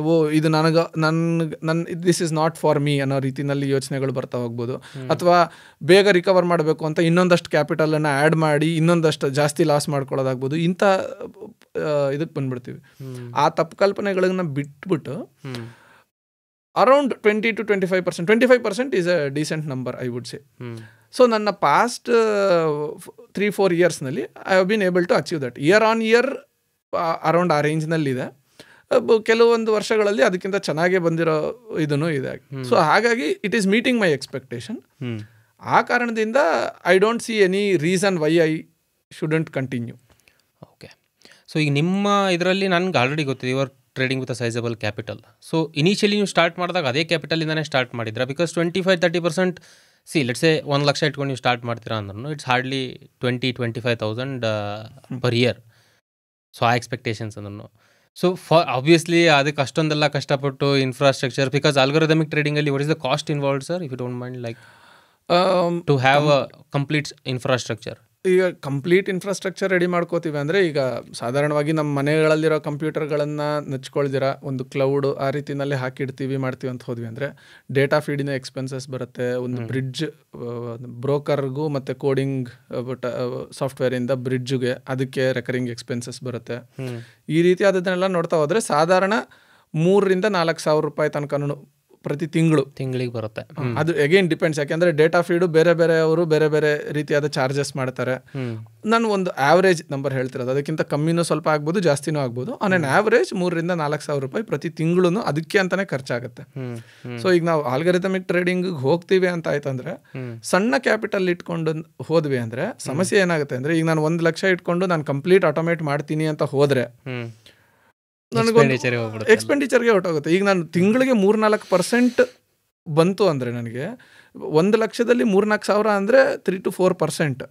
ಅದು ನಾನು ಬರೀ ಈ ಎಕ್ಸ್ಪೆಂಡಿಚರ್ಗೆ ಹಾಕಿದೆ ಅಂದರೆ ಫಸ್ಟ್ ಆಫ್ ಆಲ್ ಟ್ರೇಡಿಂಗ್ ಕ್ಯಾಪಿಟಲಿಂದ 3-4% ಪರ್ ಮಂತ್ ನಾನು ಅಚೀವ್ ಮಾಡ್ತಿದ್ದೀನಿ ಅಂದರೆ ದಟ್ಸ್ ಎ ಗ್ರೇಟ್ ಥಿಂಗ್. ಯಾಕೆಂದರೆ ಕಾಂಪೌಂಡಿಂಗ್ ಮಾಡ್ಕೊಂಡು ನೀವು ವರ್ಷಕ್ಕೆ ತೊಗೊಂಡ್ರಿ ಅಂದರೆ 50% ಆಗುತ್ತೆ. ಅದು ವರ್ಷಕ್ಕೆ 50% ಗ್ರೋತ್ ಮಾಡಿದ್ರಿ ಅಂದರೆ it's an excellent thing to do. But ಅದಷ್ಟಕ್ಕೂ ನಿಮ್ದು ಎಕ್ಸ್ಪೆನ್ಸಸ್ಗೆ ಹೊಟ್ಟೋಯ್ತಿತ್ತು ಅಂದ್ರೆ ಅದು doesn't work out. So sizable capital ಆಗೋ ತನಕನೂ ಈ ರೀತಿಯಾದ ಕಂಪ್ಲೀಟ್ ಆಟೋಮೇಷನ್ಗಾಗಲಿ ಇದಕ್ಕಾಗಲಿ ಕೈ ಹಾಕದೆ ಆಲ್ಗರಿದಮಿಕ್ ಟ್ರೇಡಿಂಗ್ ಮಾಡಬೇಕಾ ಮ್ಯಾನ್ಯಲ್ ಆಗಿ ಮಾಡ್ಕೊಂಡಾಗ್ಲಿ ಅಥವಾ ಸಿಂಪ್ಲಿಫೈಡ್ ಆಗಿ ಇಟ್ಕೊಂಡು ಎಷ್ಟು ರೀಸನಬಲ್ ಆಗುತ್ತೆ. ಈಗ ಕ್ಲೌಡ್ ಹೋಗದಿರ ಮನೆಯಲ್ಲೇ ಇರೋ ಕಂಪ್ಯೂಟರ್ನ ಇಟ್ಕೊಂಡು ಒಂದು UPS ಬ್ಯಾಕಪ್ ಏನಾದರೂ ಹಾಕ್ಕೊಂಡು ಇಂಟರ್ನೆಟ್ ಡಿಸ್ಕನೆಕ್ಟ್ ಆಗದೆ ಇರೋ ಥರ, ಪವರ್ ಡಿಸ್ಕನೆಕ್ಟ್ ಆಗದೆ ಇರೋ ರೀತಿನಲ್ಲಿ ಮಾಡ್ಕೊಂಡು ಈ ರೀತಿಯಾದ ಎಲ್ಲ ಮ್ಯಾನೇಜ್ ಮಾಡ್ಕೋತಾ ಹೋಗ್ಬೋದು. ಸಾಧಾರಣ ಈ ನಡುವೆ ಅಂತೂ ಎಲ್ಲರ ಮನೆಗಳಲ್ಲೂ UPS ಆಗಲಿ ಇದಾಗಲಿ ಸಾಧಾರಣ ಇನ್ ಜನರಲ್ ಇರುತ್ತೆ. ಇರಲಿಲ್ಲ ಅಂದರೆ ಅಂಥವಕ್ಕೆ ಒನ್ ಟೈಮ್ ಆಗಿ ಇನ್ವೆಸ್ಟ್ ಮಾಡಿಕೊಂಡು ಮ್ಯಾನೇಜ್ ಮಾಡ್ಕೊಳ್ತಾ ಹೋಗಬೇಕು. ಸಣ್ಣ ಕ್ಯಾಪಿಟಲ್ ಇಟ್ಕೊಂಡು ಶುರು ಮಾಡಿದ್ವಿ ಅಂದರೆ ಪ್ರಾಬ್ಲಮ್ ಏನಾಗುತ್ತೆ ಅಂದರೆ ಈ ರೀತಿಯಾದ ರೆಕರಿಂಗ್ ಎಕ್ಸ್ಪೆನ್ಸಸ್ ಆಗ್ಬೋದು. ಫಾರ್ ದಟ್ ಮ್ಯಾಟರ್ ಈವನ್ ಬ್ರೋಕರೇಜ್ಗೆ ಈಗ F&O ಟ್ರೇಡಿಂಗ್ ಮಾಡ್ತೀವಿ ಅಂದರೆ ಫಿಕ್ಸೆಡ್ ಅಮೌಂಟ್ ಹೋಗ್ಬಿಡುತ್ತೆ. ನೀವು ದುಡಿತಾ ಇರೋದನ್ನೆಲ್ಲ ಬ್ರೋಕರ್ಗಳಿಗೆ ಕೊಟ್ರಿ ಅಂದರೆ what would you earn eventually. So ಆ ರೀತಿಯಾಗಿ ಒಂದು ರೀಸನಬಲ್ ಕ್ಯಾಪಿಟಲ್ ಇಟ್ಕೊಂಡು ಶುರು ಮಾಡೋದು ಒಳ್ಳೆಯದು ಅಂತ ನನ್ನ ಅಭಿಪ್ರಾಯ. So that's where I am coming. What is the reasonable capital to trading? ಈಗ 25,000 ಇಟ್ಕೊಂಡು ಶುರು ಮಾಡಬಹುದು, ಇಲ್ಲ ಅಂತಲ್ಲ. ಬಟ್ F&O ಟ್ರೇಡಿಂಗ್ ಅಂಥವುಗಳ ಕಡೆಗೆ ಕೈ ಹಾಕಕ್ಕೆ ಹೋಗ್ಬಾರ್ದು. ಬಿಕಾಸ್ ನಾವು ಆಗಲೇ ಡಿಸ್ಕಸ್ ಮಾಡ್ದಂಗೆ F&O trading is highly risky. ಅದು ಏನು ಇನ್ಫಾರ್ಮೇಷನ್ ಗೊತ್ತಿಳಿದಿರ ಸುಮ್ಮನೆ ಕೈ ಹಾಕಿ ಕೈ ಸುಟ್ಕೊಂಡವರೇ ಜಾಸ್ತಿ ಇದ್ದಾರೆ. ಅದರಿಂದ ಪ್ರಾಫಿಟ್ ಮಾಡಿದವ್ರಿಗಿಂತಲೂ ಮಾಡಿದವ್ರು ಇದಾರೆ, ಇಲ್ಲ ಅಂತಲ್ಲ. ಬಟ್ ಮೆಜಾರಿಟಿ ಆಫ್ ದೆಮ್ ಪೂರ್ತಿ ಕ್ಯಾಪಿಟಲ್ ವೈಪ್ ಔಟ್ ಮಾಡ್ಕೊಂಡಿರೋರಾಗಲಿ ಅಥವಾ ಮೆಜಾರಿಟಿ ಲಾಸ್ ಮಾಡಿಕೊಂಡು ಆಮೇಲೆ ಇರೋ ಸಣ್ಣ ಪುಟ್ಟ ಕ್ಯಾಪಿಟಲ್ನ ತೊಗೊಂಡು ವಾಪಸ್ ಹೋಗಿರೋರ ಅಂಥ ರೀತಿನಲ್ಲೇ ಇರುತ್ತೆ. ಸೊ 20-25,000 ಇಟ್ಕೊಂಡು ಶುರು ಮಾಡ್ಬೋದು. ಅಂಥ ಟೈಮ್ನಲ್ಲಿ ಸ್ಟಾಕ್ಗಳಲ್ಲಿ ಇನ್ವೆಸ್ಟ್ ಮಾಡಿ ಫಂಡಮೆಂಟಲ್ ಅನಾಲಿಸಿಸ್ ಆಗಲಿ ಟೆಕ್ನಿಕಲ್ ಅನಾಲಿಸಿಸ್ಗಳಾಗಲಿ ಮಾಡಿ, ಈಗ ಬ್ರೇಕ್ಔಟೋ ಅಥವಾ EMA ಬೇಸ್ಡೋ ಸುಮಾರು ಟೆಕ್ನಿಕಲ್ ಇದು ಮೆಥಡ್ಗಳು ಇರುತ್ತವೆ. ಅದ್ರ ಬೇಸಿಸ್ ಮೇಲೆ ಇನ್ವೆಸ್ಟ್ ಮಾಡ್ತಾ ಹೋಗಿ ಕ್ಯಾಪಿಟಲ್ನ ಇನಿಷಿಯಲಿ ಗ್ರೋತ್ ಅದ್ರ ಮೂಲಕ ಮಾಡ್ಕೊಳ್ಳಿ ಅಂತ ನಾನು ಹೇಳೋದು. ಪ್ರತಿನಿತ್ಯ ಟ್ರೇಡ್ ಮಾಡಲೇಬೇಕು ಅನ್ನೋಂಥ ಒಂದು ಆಸಕ್ತಿನಾಗಲಿ ಚಟ ಆಗಲಿ ಬಳಸ್ಕೊಳಕ್ಕೆ ಹೋಗ್ಬಾರ್ದು ಅಂಥ ಟೈಮ್ನಲ್ಲಿ. ಒಂದು ರೀತಿಯ ಆ ಕ್ಯಾಪಿಟಲ್ನೇ ಗ್ರೋ ಮಾಡ್ಕೋತಾ ಹೋಗಿ ಒಂದು ಸಿಗ್ನಿಫಿಕೆಂಟ್ ನಂಬರ್, ಒಂದು 3 ಲಕ್ಷನೋ 5 ಲಕ್ಷಕ್ಕೋ ಬಂದಾಗ, ಈಗ 5 ಲಕ್ಷಕ್ಕೆ ನಾನು 3% ದುಡ್ದೆ ಅಂದರೆ 15,000 ಬಂತು. ಅದರಲ್ಲೂ ಒಂದು ಸ್ವಲ್ಪ ನನಗೆ ರೆಕರಿಂಗ್ ಎಕ್ಸ್ಪೆನ್ಸಸ್ ಆಗಿ ಹೋದ್ರೂ I can still manage, I will have profits.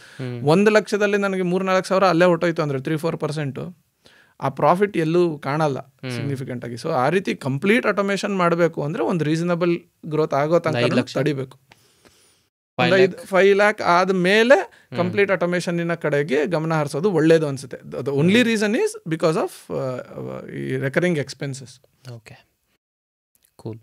So ಈಗ suppose let's say if I am starting now, ಈಗ ನನಗೇನು ಗೊತ್ತಿಲ್ಲಪ್ಪ, I am beginning my journey ಅಂತಂದರೆ ಇನ್ವೆಸ್ಟಿಂಗ್ ಪ್ರಕಾರ ನೀವು ಅವ್ರಿಗೆ ಏನು ಸಜೆಸ್ಟ್ ಮಾಡ್ತೀರಾ? ಅಂದರೆ ಈ ಥರ ಮಾಡಿ ಅಂತ ಒಂದು sudden guidance to the reality perspective. ಸುಮ್ಮನೆ ಏನೋ ಮೇಲಿಂದ ಮೇಲೆ ಅಲ್ಲ. ಈಗ ಏನೋ ಒಂದು, ಈಗ ನಾನು ಸ್ಟಾರ್ಟ್ ಮಾಡ್ತಿದ್ದೀನಿ, I have very small capital, ನನ್ನ ಹತ್ರ ಏನು ದುಡ್ಡಿಲ್ಲಪ್ಪ, ನಾನು ಸ್ಟಾರ್ಟ್ ಮಾಡ್ತೀನಿ ಅಂದರೆ how can I start my journey as a beginner investing? So in general first ಮೊದಲನೇದಾಗಿ ನಾವು ಡಿಸೈಡ್ ಮಾಡಬೇಕಿರೋದು, is it for long term or short term. ನಾನೀಗ ಇನ್ವೆಸ್ಟ್ಮೆಂಟ್ ಅಂತ ಮಾಡ್ತಿದ್ದೀನಿ ಅಂದರೆ ನನಗೆ ಒಂದು ತಿಂಗಳಲ್ಲಿ ಎಷ್ಟು ಬರುತ್ತೆ ಅಂತ ನೋಡಿಕೊಂಡು ಆ ಪ್ರಾಫಿಟ್ಸನ್ನು ತೊಗೊಂಡು ಬೇರೆ ಎಲ್ಲೋ ಬಳಸ್ಕೋತೀನಿ ಅನ್ನೋ ರೀತಿ ಆದ ಯೋಚನೆಗಳು ಇರುತ್ತೆ. ಇನ್ನು ಕೆಲವ್ರದ್ದು ಏನಿರುತ್ತೆ, ಲಾಂಗ್ ಟರ್ಮ್ ಯಾವುದೋ ನನ್ನ ಇದಕ್ಕಾಗಲಿ ರಿಟೈರ್ಮೆಂಟ್ಗಾಗಲಿ ಆ ರೀತಿ ಪ್ಲ್ಯಾನ್ ಮಾಡ್ತಿದ್ದೀನಿ ಅನ್ನೋದಿರುತ್ತೆ. ಫಸ್ಟ್ ಆ ಕ್ಲಾರಿಟಿ ತೊಗೋಬೇಕು. ಶಾರ್ಟ್ ಟರ್ಮಿಗೆ ನೋಡ್ತಾ ಇದೀವ, ಲಾಂಗ್ ಟರ್ಮಿಗೆ ನೋಡ್ತಿದ್ದೀವ ಅಂತ. ಲಾಂಗ್ ಟರ್ಮ್ ನೋಡ್ತಿದ್ದೀವಿ ಅನ್ನೋ ಥರ ಆಯಿತು ಅಂದರೆ ಯಾವುದೇ ಲಾರ್ಜ್ ಕ್ಯಾಪ್ ಕಂಪನಿಗಳಲ್ಲಿ ಡೀಸೆಂಟಾಗಿ ಪರ್ಫಾರ್ಮ್ ಮಾಡ್ತಾರೋ Nifty 50 ಕಂಪನೀಸ್, ದೊಡ್ಡ ಇದರಂಥ ರೆಪ್ಯುಟೇಷನ್ ಇರೋವಂಥ ಕಂಪ್ನಿಗಳಲ್ಲಿ ಇನ್ವೆಸ್ಟ್ ರೈಟ್ ಟೈಮ್ ನೋಡಿ, ಅಂದರೆ ಈಗ ಯಾವುದಾದ್ರೂ PE ರೇಷಿಯೋಗಳು ನೋಡೋದಾದರೆ ಫಂಡಮೆಂಟಲ್ ಅನಾಲಿಸಿಸ್ ಪ್ರಕಾರ ಆ ರೀತಿಯಾಗಿ ನೋಡೋದಾಗಲಿ, ಅಥವಾ ನೀವು ಟೆಕ್ನಿಕಲ್ ಅನಾಲಿಸಿಸ್ ನೋಡ್ತೀರಿ ಅಂದರೆ RSI ಆಗಲಿ ಈ ರೀತಿಯಾದ ಯಾವುದಾದ್ರೂ ಇಂಡಿಕೇಟರ್ಸನ್ನು ನೋಡಿಕೊಂಡು ಎಂಟರ್ ಆಗಿ ಲಾಂಗ್ ಟರ್ಮ್ಗೆ ಬಿಡೋದಾಗುತ್ತೆ. ಅದರಲ್ಲಿ ಫರ್ದರ್ ನೀವು ಅದು ಕಮ್ಮಿ ಆದಾಗ, ಯಾವಾಗಾದ್ರೂ ಸಿಗ್ನಿಫಿಕೆಂಟ್ ಕರೆಕ್ಷನ್ ಆದಾಗ ಮಾಡಿದಾಗ you should take it as an opportunity to add more. ಆ ರೀತಿ ಮಾಡಿಕೊಂಡು ಲಾಂಗ್ ಟರ್ಮ್ ಇನ್ವೆಸ್ಟ್ಮೆಂಟ್ ಮಾಡ್ತಾ ಹೋಗ್ಬೋದು. ಶಾರ್ಟ್ ಟರ್ಮ್ಗೆ ನೋಡ್ತಾ ಹೋಗ್ತೀರಿ ಅಂದರೆ ಪೊಸಿಷನಲ್ ಟ್ರೇಡಿಂಗ್ ಆದಂಥ ಸ್ಟ್ರಾಟಜಿಗಳು ಎಷ್ಟೋ ಇರುತ್ತೆ. ಬ್ರೇಕ್ಔಟ್ ಟ್ರೇಡಿಂಗ್ಗಳಿರ್ಬೋದು ಅಥವಾ EMA ಬೇಸ್ಡ್ ಟ್ರೇಡಿಂಗ್ಗಳು, ಯಾವಾಗ ಎಂಟರ್ ಆಗಬೇಕು ಯಾವಾಗ ಎಕ್ಸಿಟ್ ಆಗಬೇಕು ಅಂತ, ಅದು ಕೆಲವು ತಿಂಗಳುಗಳ ತನಕ ರನ್ ಆಗುವಂಥವು. ಅವುಗಳನ್ನು ಬಳಸ್ಕೊಂಡು ಇನಿಷಿಯಲಿ ಶುರು ಮಾಡ್ಕೋಬೋದು. ಸೊ ಫಸ್ಟ್ ನಾವು ಎಂಟರ್ ಆದಾಗ ಕ್ಲಾರಿಟಿ ಇರಬೇಕು, ಏನು ಮಾಡೋಕ್ಕೆ ಹೊರಟಿದ್ದೀವಿ ಅಂತ. ಶಾರ್ಟ್ ಟರ್ಮಾಗಿ ನೋಡ್ತಿದ್ದೀವ, ಲಾಂಗ್ ಟರ್ಮ್ ನೋಡ್ತಿದ್ದೀವ ಅನ್ನೋದನ್ನು ಯೋಚನೆ ಮಾಡಿ ಅದರ ರೀತಿನಲ್ಲಿ ಅದರದೇ ಆಗಿರುವಂಥ ಮೆಥಡ್ಗಳು ಇದ್ದಾವೆ, ಅದನ್ನು ನೋಡಿಕೊಂಡು ಎಂಟರ್ ಆಗಬೇಕು.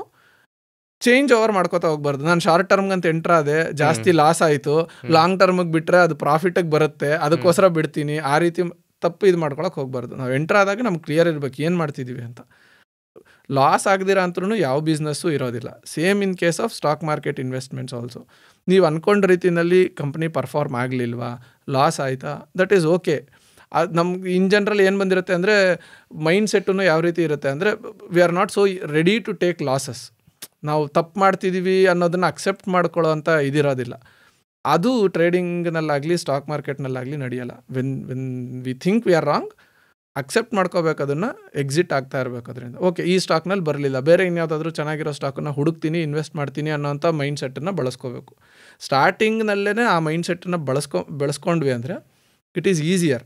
ಕ್ಯಾಪಿಟಲ್ ದೊಡ್ಡದಾಗ್ತಾ ಹೋದಂಗೂ, ಹೆಚ್ಚಿಗೆ ಸ್ಟಾಕ್ಗಳಲ್ಲಿ ಇನ್ವೆಸ್ಟ್ ಮಾಡ್ತಾ ಹೋದಂಗೂ ಈ ಥರ ಮೆಂಟಾಲಿಟಿಗಳು ಹೆಲ್ಪ್ ಆಗುತ್ತೆ ನಮಗೆ ಮುಂದಕ್ಕೆ. ಸೊ ಫಸ್ಟ್ ಥಿಂಗ್ ಕ್ಲಾರಿಟಿ ತೊಗೊಳ್ಳಿ, ಯಾವುದ್ರಲ್ಲಿ ಇನ್ವೆಸ್ಟ್ ಮಾಡ್ತಿದ್ದೀರಿ ಅಂತ. ಯಾವುದ್ರಲ್ಲಿ ಮಾಡ್ಬೋದು ಸರ್ ನಿಮ್ಮ ಪ್ರಕಾರ? ಈಗ ನನಗೇನು ಗೊತ್ತಿಲ್ಲಪ್ಪ, ನಂಗೆ ಸ್ಟಾಕ್ ಮಾರ್ಕೆಟ್ ಅಂದರೆ ಗೊತ್ತಿಲ್ಲ, ಬಟ್ ನಾನು ದುಡ್ಡು ಮಾಡಬೇಕು. ನಾನು ಹೇಳೋದು ನಿಮ್ಗೆ ಆ ರೀತಿಯಾಗಿ ಇಂಡಿವಿಜುವಲ್ ಸ್ಟಾಕ್ಗಳನ್ನು ನೋಡೋಕ್ಕೂ ಬರಲ್ಲ, ಮಾಡಲ್ಲ ಅನ್ನೋ ರೀತಿನಲ್ಲಿ ಇತ್ತು ಅಂದರೆ ETF-ಗಳಿದಾವಲ್ಲ, ನಿಫ್ಟಿ ಬೀಸ್ ಆಗಿರ್ಬೋದು, ನಿಫ್ಟಿ 100 ಬೀಸ್, ಜೂನಿಯರ್ ಬೀಸ್, ಇಂಥವುಗಳಲ್ಲಿ ಇನ್ವೆಸ್ಟ್ಮೆಂಟನ್ನು ಶುರು ಮಾಡ್ಕೋಬೋದು.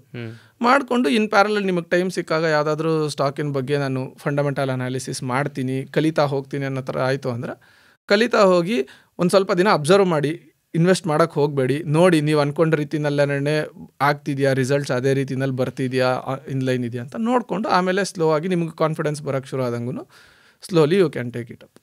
ಓಕೆ, ವಾಟ್ ಅಬೌಟ್ ಟ್ರೇಡಿಂಗಿಗೆ ಇಂಟ್ರೆಸ್ಟ್ ಇದೆ ನನಗೆ, ಪ್ರೊಫೆಷ್ನಲಿ ಟ್ರೇಡ್ ಮಾಡಬೇಕು ಮಾರ್ಕೆಟ್ಸ್ನ, how can I proceed as a beginner? Again nothing comes for free.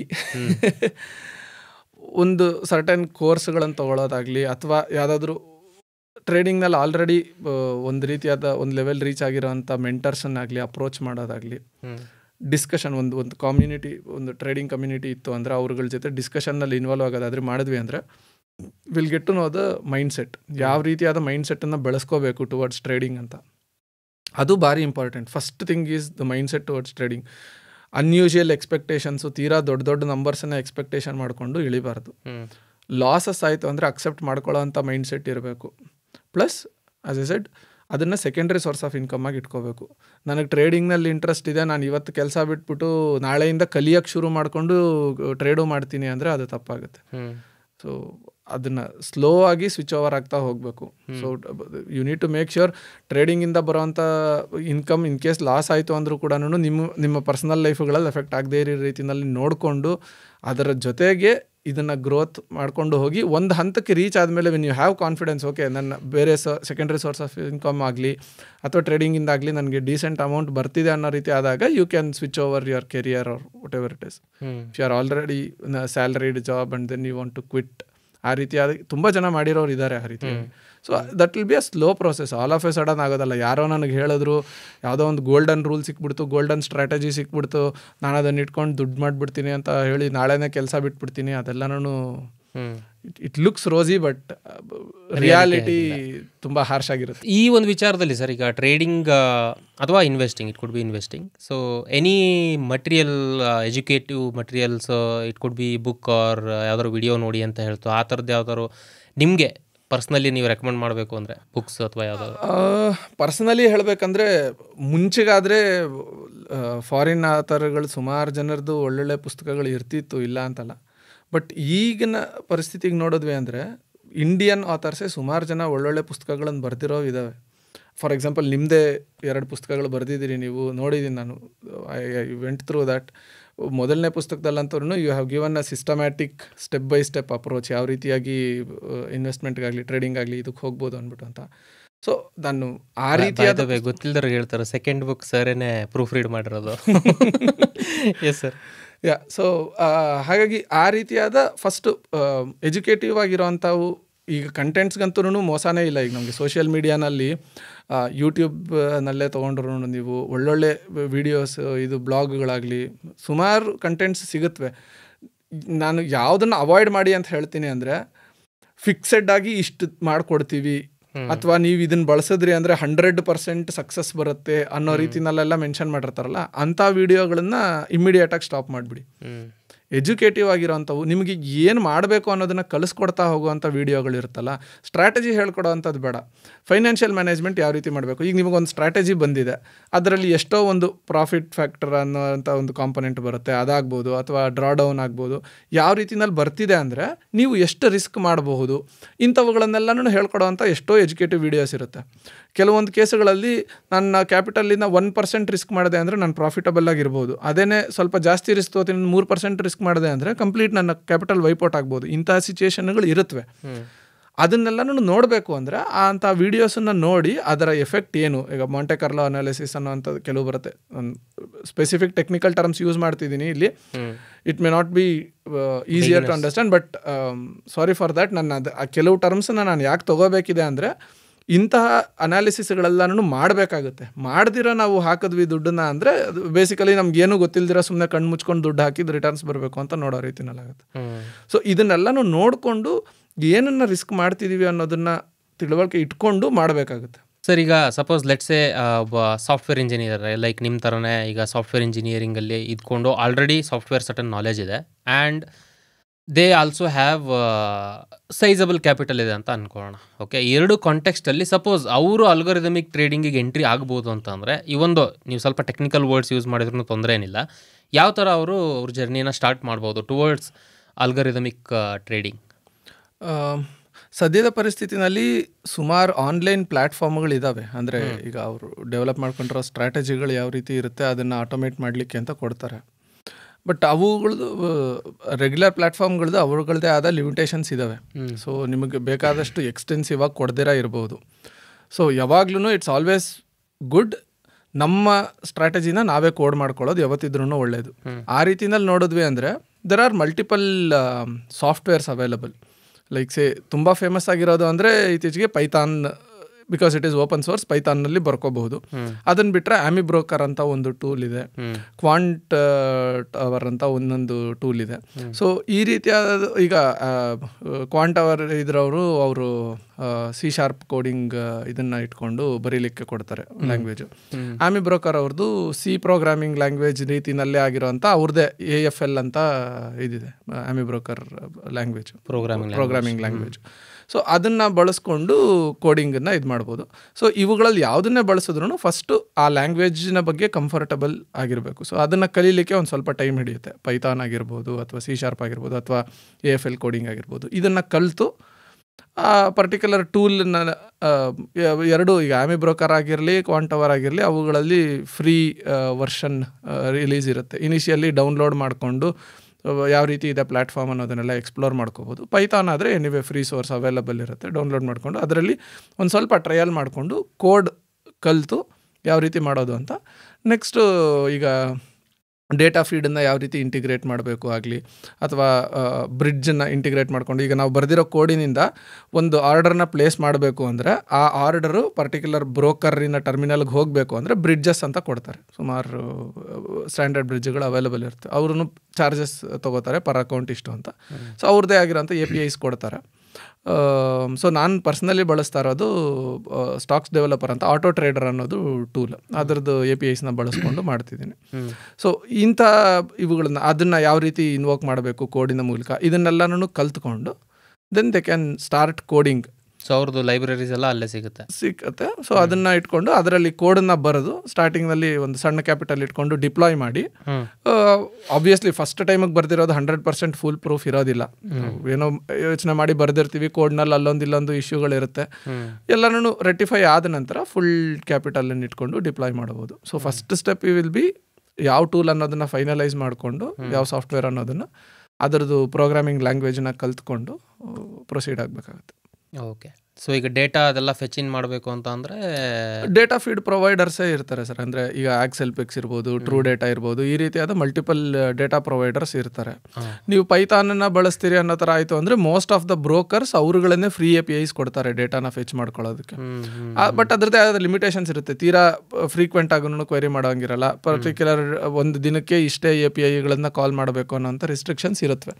But ಅವುಗಳನ್ನೆಲ್ಲ ಯೋಚನೆಯಲ್ಲಿ ಇಟ್ಕೊಂಡು ನಾನು ಹೇಳ್ತಿರೋದೇನೆಂದರೆ ಫ್ರೀ ಆಗೂ ಸಿಗುತ್ತೆ. ಬ್ರೋಕರ್ಸನ್ನೇ ಫ್ರೀಯಾಗಿ APIsನ್ನು ಕೊಡ್ತಾರೆ ಡೇಟಾನ ಫೆಚ್ ಮಾಡ್ಕೊಳ್ಳಿಕ್ಕೆ, ಪೈಥಾನ್ ಮೂಲಕ ಆಗಲಿ ಇದ್ರ ಮೂಲಕ.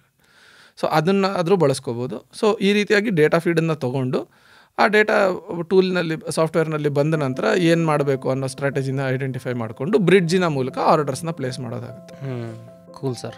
ಸೊ ಎನಿ ಸ್ಪೆಸಿಫಿಕ್ ಮೆಸೇಜ್ ನಿಮ್ಮ ಕಡೆಯಿಂದ ವ್ಯೂವರ್ಸ್ಗಳಿಗೆ ತಲುಪಿಸ್ಬೇಕು ಅಂತ ಅನ್ನಂಗಿದ್ರೆ you can share that. Okay, ಒಂದು regarding financial education or financial investment ಇದರ ರೀತಿಯಲ್ಲಿ ಹೇಳೋದು ಅನ್ನೋ ಥರ ಆಯಿತು ಅಂದರೆ, ಮೊದಲನೇದಾಗಿ ಗೆಟ್ ಎಜುಕೇಟೆಡ್ ಫೈನಾನ್ಷಿಯಲಿ. ಅದು ಭಾರಿ ಇಂಪಾರ್ಟೆಂಟು. ನಮ್ಮ ಫ್ಯೂಚರ್ ಪ್ಲ್ಯಾನಿಂಗ್ಗಳಿಗಾಗಲಿ ಅಥವಾ ರಿಟೈರ್ಮೆಂಟ್ ಪ್ಲ್ಯಾನಿಂಗ್ಗಾಗಲಿ ಕರೆಕ್ಟಾಗಿ ಒಂದು ರೀತಿ ಅದು ಒಂದು ಪ್ಲ್ಯಾನ್ಡ್ ಅಪ್ರೋಚನ್ನು ಇಟ್ಕೊಳ್ಳೋದು ಭಾರಿ ಇಂಪಾರ್ಟೆಂಟ್ ಆಗುತ್ತೆ. ಈಗ ಸಂಬಳ ಬರ್ತಿದೆ, ಹೇಗೋ ಖರ್ಚು ಮಾಡ್ಕೋತಾ ಇದ್ದೀವಿ ಮಾಡ್ತಿದ್ದೀವಿ ಅನ್ನೋಷ್ಟು ಸಿಂಪಲ್ಲಾಗಿ ಇಟ್ಕೋಬಾರ್ದು. ಅದನ್ನು ಒಂದು ರೀತಿಯಾದ ಒಂದು ಸಿಸ್ಟಮ್ಯಾಟಿಕ್ ಅಪ್ರೋಚ್ ಇಟ್ಕೋಬೇಕು ಫೈನಾನ್ಸ್ ರಿಲೇಟೆಡ್. ಈಗ ಎಮರ್ಜೆನ್ಸಿ ಫಂಡ್ಗಳನ್ನು ಇಟ್ಕೊಳ್ಳೋದಾಗ್ಬೋದು, ಅಥವಾ ಒಂದು ಮೆಡಿಕಲ್ ಇನ್ಶೂರೆನ್ಸ್ ಮಾಡ್ಕೊಳ್ಳೋದಾಗ್ಬೋದು, ಅಥವಾ ಟರ್ಮ್ ಇನ್ಶೂರೆನ್ಸ್ ಮಾಡ್ಕೊಳ್ಳೋದಾಗ್ಬೋದು. ಇಂಥಗಳ ಕಡೆ ಎಲ್ಲನೂ ಗಮನ ಹರಿಸ್ಬೇಕು ನಾವು. As in general as the nation moves forward, ಪ್ರತಿಯೊಬ್ಬರೂ ಫೈನಾನ್ಷಿಯಲಿ ಗ್ರೋ ಆಗ್ತಾ ಹೋಗ್ತಿದ್ದಂಗೂ ನಾವು will be able to help the nation grow as well. So ಒಂದದು. ಎರಡನೇದು, ನೆಕ್ಸ್ಟ್ ಜನರೇಷನ್ಗೆ as a side education institutions ಮೂಲಕ ಹೆಚ್ಚಿಗೆ ಈ ಫೈನಾನ್ಷಿಯಲ್ ಇನ್ಫಾರ್ಮೇಷನ್ಸ್ಗಳು ಬರ್ತಾ ಇಲ್ಲದೆ ಇರ್ಬೋದು, ಬಟ್ ಮನೆಯಲ್ಲಿ ನಾವು ಅವ್ರುಗಳಿಗೆ ಕಲಿಸ್ಕೊಡ್ಬೋದು. ನಮ್ಮ ನೆಕ್ಸ್ಟ್ ಜನ್ರೇಷನ್ಗಳಿಗೆ ಫೈನಾನ್ಷಿಯಲಿ ಯಾವ ರೀತಿ ಇಂಡಿಪೆಂಡೆಂಟ್ ಆಗಿರ್ಬೋದು ಅನ್ನೋದಾಗಲಿ, ಯಾವ ರೀತಿಯಾಗಿ ಫೈನಾನ್ಸಸ್ನ ಹ್ಯಾಂಡಲ್ ಮಾಡಬೇಕು ಅನ್ನೋದಾಗಲಿ, ಇವುಗಳನ್ನೆಲ್ಲ ನಾವು ಹೇಳ್ಕೊಡ್ತಾ ಹೋಗಬೇಕು. ಅದನ್ನೆಲ್ಲ ಮಾಡ್ತಿದ್ರೆ it will be able to do justice. So suppose ಇದು ವ್ಯೂವರ್ಸ್ಗೆ ಹೇಳ್ತಾ ಇರೋದು, ಸಪೋಸ್ ನಿಮ್ಗೆ ಏನಾದರೂ ಆಸಕ್ತಿ ಇದೆ, ಇದು ಈ ಸ್ಪೆಸಿಫಿಕ್ ಸಬ್ಜೆಕ್ಟ್ ಬಗ್ಗೆ ಇನ್ನೊಂದು ಸ್ವಲ್ಪ ಡೀಟೇಲ್ಡ್ ಎಕ್ಸ್ಪ್ಲನೇಷನ್ ಬೇಕು, ಡೀಟೇಲ್ಡಾಗಿ ನೀವು ಕಲ್ತ್ಕೊಳ್ಬೇಕು, ನೀವು ಮಾತಾಡಿ ಅಂತಕ್ಕಂಥ ಒಂದು ಉದ್ದೇಶ ನಿಮಗಿದೆ ಅಂತಂದರೆ ಕಮೆಂಟ್ ಮೂಲಕ ತಿಳಿಸಿರಿ. ನಿಮ್ಮ ಆಸಕ್ತಿಯ ಮೇರೆಗೆ ನಾವು ಬೇರೆ ಡಿಸ್ಕಷನ್ಸ್ನ ಪ್ಲ್ಯಾನ್ ಮಾಡ್ತೀವಿ. Yes sir. ಸೊ ತುಂಬ ವಿಷಯಗಳು ಇಲ್ಲಿವರೆಗೂ ಮಾತಾಡಿದ್ದೀವಿ. Thank you so much for coming all along from ಬೆಂಗಳೂರಿಂದ ಇಲ್ಲಿಗೆ ಬಂದಿದ್ದೀರಿ, ನೀವು ಟೈಮ್ ಕೊಡ್ತಾ ಇದ್ದೀರಿ ಒಂದು ಸೆಷನ್ಗೋಸ್ಕರ. So it definitely means a lot. Thank you so much. ಮತ್ತೆ ಸಿಗ್ತಾ ಇರೋಣ ಈ ರೀತಿಯಾಗಿ. And thank you sir, thank you so much. It was my pleasure. Thank you for inviting. All the best. ಸುಮಾರು ವಿಷಯಗಳು ನಾವು ಇಲ್ಲಿವರೆಗೂ ಮಾತಾಡಿದ್ದೀವಿ. ಐ ಹೋಪ್ ಇವತ್ತಿನ ಡಿಸ್ಕಷನ್ ನಿಮಗೆ ಇಷ್ಟ ಆಗಿದೆ ಅಂತ ಅಂದ್ಕೊಳ್ತೀನಿ. ವಿಡಿಯೋ ಇಷ್ಟ ಆದಲ್ಲಿ ಅಥವಾ ಓವರಾಲ್ ಡಿಸ್ಕಷನ್ಸ್ಗಳು ಇಷ್ಟ ಆದಲ್ಲಿ ಈ ವಿಡಿಯೋನ ನಿಮ್ಗೆ ಗೊತ್ತಿರತಕ್ಕಂಥವ್ರಿಗೆ ಶೇರ್ ಮಾಡಿ. ಹಾಗೆ ನಿಮಗೇನೋ ಪ್ರಶ್ನೆಗಳಿದ್ರೆ ಸರ್ ಇದು ಅರ್ಥ ಆಗಿಲ್ಲ, ಇದ್ರ ಬಗ್ಗೆ ಇನ್ನೂ ಜಾಸ್ತಿ ಮಾಹಿತಿಗಳು ನಮಗೆ ಬೇಕಾಗಿದೆ, ಆ ರೀತಿ ಅಂತ ಸಲಹೆಗಳಿದ್ರೆ ಅಥವಾ ರಿಕ್ವೆಸ್ಟ್ ಇದ್ದರೆ, ನಿಮ್ಗೆ ಏನಾದ್ರು ಹೇಳಬೇಕು ಅಂತ ಅನಿಸಿದ್ರೆ ಡೆಫಿನೆಟ್ಲಿ ಕಮೆಂಟ್ ಮೂಲಕ ಶೇರ್ ಮಾಡಿ. ನಾವು ಆ ಒಂದು ಕಮೆಂಟ್ಸ್ಗಳನ್ನು ನೋಡ್ತಾ ಇರ್ತೀವಿ ರೆಗ್ಯುಲರ್ ಆಗಿ. ಆದಷ್ಟು ಬೇಗ ಫಿನಾನ್ಷಿಯಲ್ ವಿಚಾರದಲ್ಲಿ ನೀವು ಬೆಳೀಲಿ. ಆಲ್ರೆಡಿ ಬೆಳೆದಿದ್ರೆ ಇನ್ನೂ ನೆಕ್ಸ್ಟ್ ಲೆವೆಲ್ಗೆ ಬೆಳೀಲಿ ಅಂತ ಆಶಿಸ್ತಾ ಈ ವಿಡಿಯೋನ ಇಲ್ಲಿಗೆ ಮುಗಿಸ್ತಾ ಇದ್ದೀನಿ. ಮತ್ತೆ ನಿಮಗೆ ನೆಕ್ಸ್ಟ್ ವಿಡಿಯೋದಲ್ಲಿ ಸಿಗ್ತೀನಿ. ಅಲ್ಲಿವರೆಗೂ ಜೈ ಹಿಂದ್.